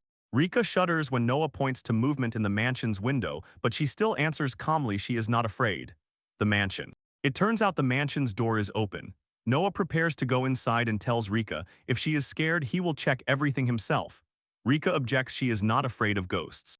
The young man explains briefly, it's not just about ghosts, this house might be a hideout for robbers. He steps over the threshold. As soon as Noah takes the first step he falls, and Rickus is struck by his sudden collapse. He was knocked down by nothing but the imposition of the cursed equipment. To prevent Rika from suspecting anything, Noah blames it all on static electricity. Kaka laughs and declares that Noah can't manage without her. The young guy breathes a sigh of relief. The senpai turned out to be quite naive, but that does not remove his own trouble, and everything begins. It turns out the cursed equipment Noah is looking for is the mansion itself. Rika does not understand what exactly is happening. Mur carefully studies the equipment indicators and pushes away the thought of compensation. He perceives its amount as a real nightmare. He suddenly realizes, as soon as he steps beyond the estate, death will catch up with him, so now he is completely trapped. He suspected this from the very beginning. No one ever returned from the estate. Kira sharply pulls him out of thoughts about hopelessness and asks if he is okay. Noah replies that he is. Laughter comes from the side candles flare up and Rika is frightened by this. She presses herself against Noah. The boy cannot understand if a ghost is involved. The sounds burst louder. Rika squeezes tighter from fear, but Noah thinks, greetings have nothing to do with this, nothing scary. He looks at his frightened senpai and finds a sweet, warm charm in it. Hira. The bureau is already preparing to enter the estate and start the inspection. Rika is not ready for this yet, but Noah tells Rika that they must see the matter through to the end, and he himself runs through the thought in his head. He cannot get out of here, so there is only one option left. He must investigate this cursed equipment to find a loophole in the payment rules, then he can get out of here alive. Noah asks Rika to wait for him outside, but as his senpai she cannot leave him alone. The girl boldly declares that she is not afraid of ghosts. Rika. Noka allows Noah to take her hand so they do not get lost. From the side, a creepy voice sounds again and the girl flinches from fear. She pretends that Tensa examines everything around as if everything is really fine here and they with Noah set off to explore the mansion. Suddenly, only Rika is afraid again. Noah cannot figure out what exactly happened. A celebratory kangi is crookedly drawn on the wall, music fills the room, and the instruments themselves hover in the air and move around. Rika receives. Noah clutches his chest in fear and bursts into tears because the thought of death spins in his head. Laughter rings out from the side again. It confuses Noah even more. The girls. Charles says that she caught a female voice, but is not sure if her own imagination is not deceiving her. He tries to push deeper into the mansion, but Noah sees something more like a labyrinth in these corridors. They still have not encountered the owner of that voice, and he has not found any loophole in compensation. Rika Kling reaches for Noah's cloak, clicks it with his hand and asks the adult, "Finish the investigation." The young man cannot leave the mansion, but is ready to make a concession to the girl. He offers to return to the entrance. Suddenly a wall appears before them, although both are sure there was a passage there before. Rika asks Noah to step back. The wall. While the whole company moves towards them, Rika and Noah try to break free and run away from the scene, but do not understand what exactly is happening in the mansion. Rika cannot keep up with Noah, so he reaches out to catch her. The young man throws the girl over his shoulder despite her sharp protests. He presses his thoughts against the wall and suddenly realizes he can only keep pushing forward. The walls. The frame zooms in on Paul. He tightens the ring, setting a trap. Rika clenches in panic and Noah makes a decision. He sharply pulls. He pulls Rika closer to himself so that she sees nothing, asks her to endure a moment, and in the next second draws a sword. They both stand equal in rank, and Noah is still not sure if the sword will hold, but he still needs to cover Rika. The wall. The wall is breached without any effort, and this even throws the hero off track. The couple slips outside through a gap in the wall. Rika asks to be let go and sharply asks if that was a blast wave. Noah cannot find words to explain what is happening to her. He senses a threat nearby and immediately covers Rika again. A scroll with greetings hangs from the ceiling. Noah is sure they are deliberately playing a prank on them. Rika tears it off. Tika freezes in shock. The girl sits on the floor and insists she wants to go home. Noah realizes he failed to protect her. He sharply turns around and notices the exit. Rika says she wants to go home, but does not want to go alone, and Noah looks for an excuse to stay himself. The hero insists that he loves haunted houses and is sure he was born to live in such a dwelling. Rika rushes away like a whirlwind, obeying his order and leaves him alone in the mansion. Juju is happy Noah finally got rid of Rika and she likes the mansion. Zero measures the size of the mansion with his gaze. It seems bigger to him than it looked from the outside. Juju. Tell Noah that in his equipment status a dungeon should appear, which needs to be added to the list. Noah can carry this dungeon with him as part of his equipment to find. In the dungeon, they need to find the dungeon core, the body of the entire dungeon. Noah thanks Ju for helping him find a loophole in the compensation. Now he needs to get to the very essence. Zero turns on the compass to find the necessary equipment. It is very close. From behind, someone's voice called out, and he sharply turned around there. His gaze caught who he had encountered. Staring intently at the ghost, Noah gathers everything together. He asks her if she is the core of the mansion, the ghost. Most girls worry about only one thing, whether Noah will leave the mansion. Noah explains due to compensation he cannot leave the house. The girl is happy about this. His compass suddenly goes out and the hero is sure he has finally come across what he was looking for. The girl is called Cuckoo, and the hero immediately introduces himself by his real name and asks, "Tell me about the estate." Cuckoo replies that she just wanders near it and there is nothing interesting there. No. Noah notices Cuckoo still does not realize that she herself is the bearer of the core. The girl answers she welcomed them hospitably only because the hero spoke kind words to her. And the man. "I cannot remember," and she hands him a sketch on it. It is visible how he tells how much he likes creepy haunted houses. She states that she is ready to receive Noah and entertain him if he agrees to settle in the estate, but he has a completely different plan. He wants the girl to work with him. Noah asks to rebuild the estate, but Cuckoo misunderstands him and replies that she is not yet ready for intimacy. The hero clarifies he wants to leave the estate. Goku flares up with anger. She does not let Noah go and accuses him of lying, but as soon as the words leave her mouth, she levels her tone and suggests playing a game. The rules. The rules are simple. If Noah wins, Cuckoo will fulfill any of his wishes. She takes out a box to choose a game.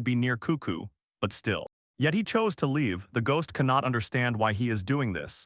Noise. Noah froze by the door and watches intently the ghost that just appeared. How his equipment suddenly reveals that he is bluffing. No. Noah is already on the threshold of departure. He addresses Cuckoo and recalls their first meeting. The ghost cuts him off. The hero will not be allowed to leave or he will die instantly. The guide. When the game is coming to an end, the boy makes a decision to get out at all costs and stay alive. Cuckoo hints that he did not have much fun with her, and in response he says that the game itself was exciting. Oku offers Noah everything he could wish for just to stay in the mansion, promising, then he will be happy. But Noah has already made a decision he cannot. He cannot drag this on forever with her, so he leaves. The hero opens the door. Cuckoo FFF. Goku falls to the floor and says that Noah was safe here. If he leaves, she will be alone again. She no longer wants to be alone. She reaches out her hands to Noah. They are huge. Huge ghostly hands shot forward and lunged at Noah, but he did not move an inch. He stood still and held tightly to the door. The hands slammed into the ground with a rumble. A heavy thud echoed. Cuckoo, covering her face with her palms from despair, did not stop speaking. She continued to pour out frightened words, not letting herself stop. She dropped to her knees when the ghostly palms pressed the young man down with their weight. Unable to endure the loneliness tearing her from within, the girl reached out and begged Noah not to leave her. And then, At that moment, the young man's palm slid to her hand, and he asked the girl to stay calm, squeezing. Grabbing Cuckoo's hand, he told her that he would not leave her alone. With tears on her cheeks, she raised her eyes to Noah, confused, with a fog in her head. She did not understand exactly what he said. After that, he asked her to listen to him until the end. Goku reminded him in a trembling voice about her previous words, saying the game was already over. Noah immediately objected. He meant that this was the end of the game only for today and that they would continue playing in the following days. The girl. The girl insisted again he would leave the estate. Noah, not averting his eyes from the truth, briefly confirmed that it would be so. Approaching the huge doors, he slowly opened their leaf and peeked outside, motionless. Holding Cuckoo's hand, he turned to her and with a gentle smile suggested they go together away, outside, from this gloomy manor. Goku, eyes full of tears, stopped and stared in shock at the rising sun climbing over the mountains, then silently admired the magnificent view unfolding before her. She covered her eyes with her hand from the dazzling light and continued to gaze at the sky, noting that the sunlight cut the vision and spread a strange, unusually bright backlight around. Noah carefully lifted his foot and stepped over the threshold, left the mansion and found himself on the street under the open sky. He looked around. He checked exactly how the parasitic palace compensator worked after all. It was said that anyone who left the house would die. Noah closed his eyes, gathered his thoughts, and recalled an important detail. When he turned Cuckoo into his equipment, only one of his feet remained in the mansion and death did not take him then. This very case taught him the essence of the rule.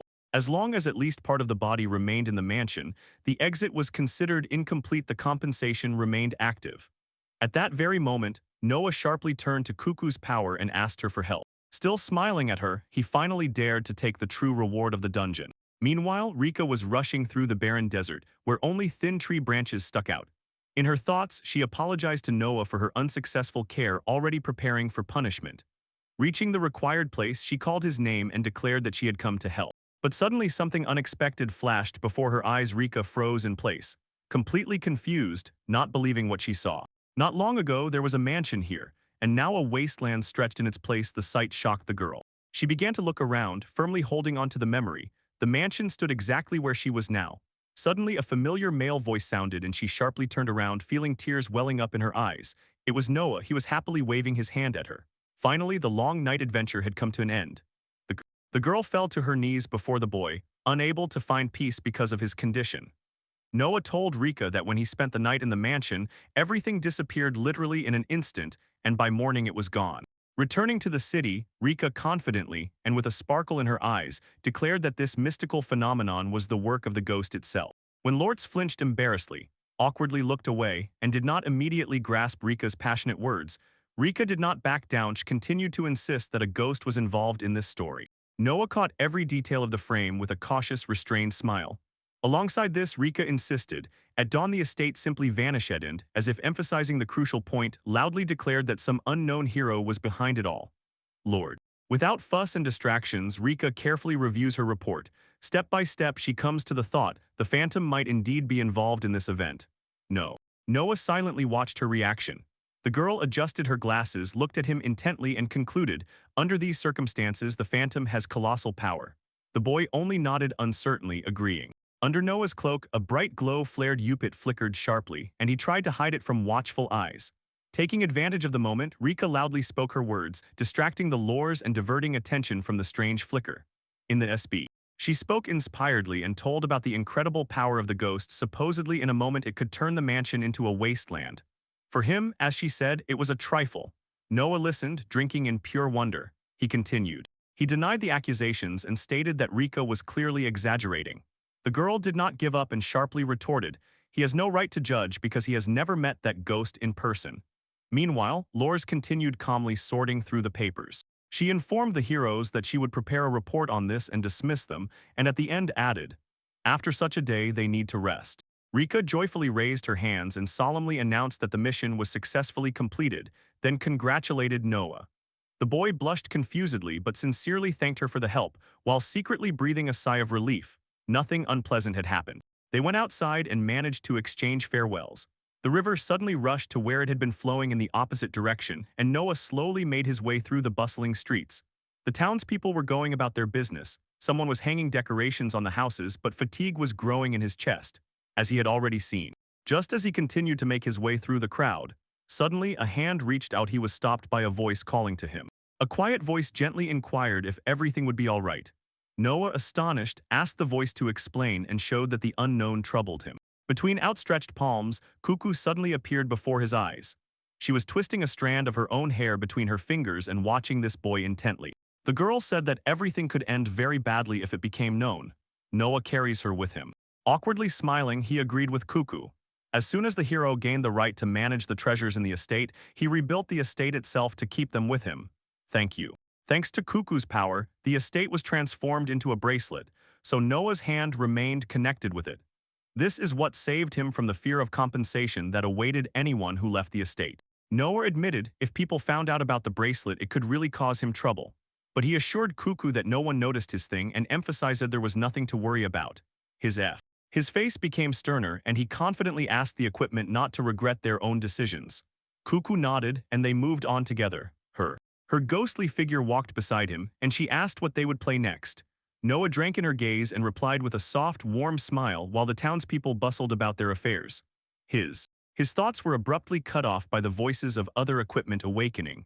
One of them, overhearing the conversation, declared that he wanted to join the game. After that, Ram and Svei also immediately agreed. The girl with the weight warned Noah. If he refused, she would not forgive him.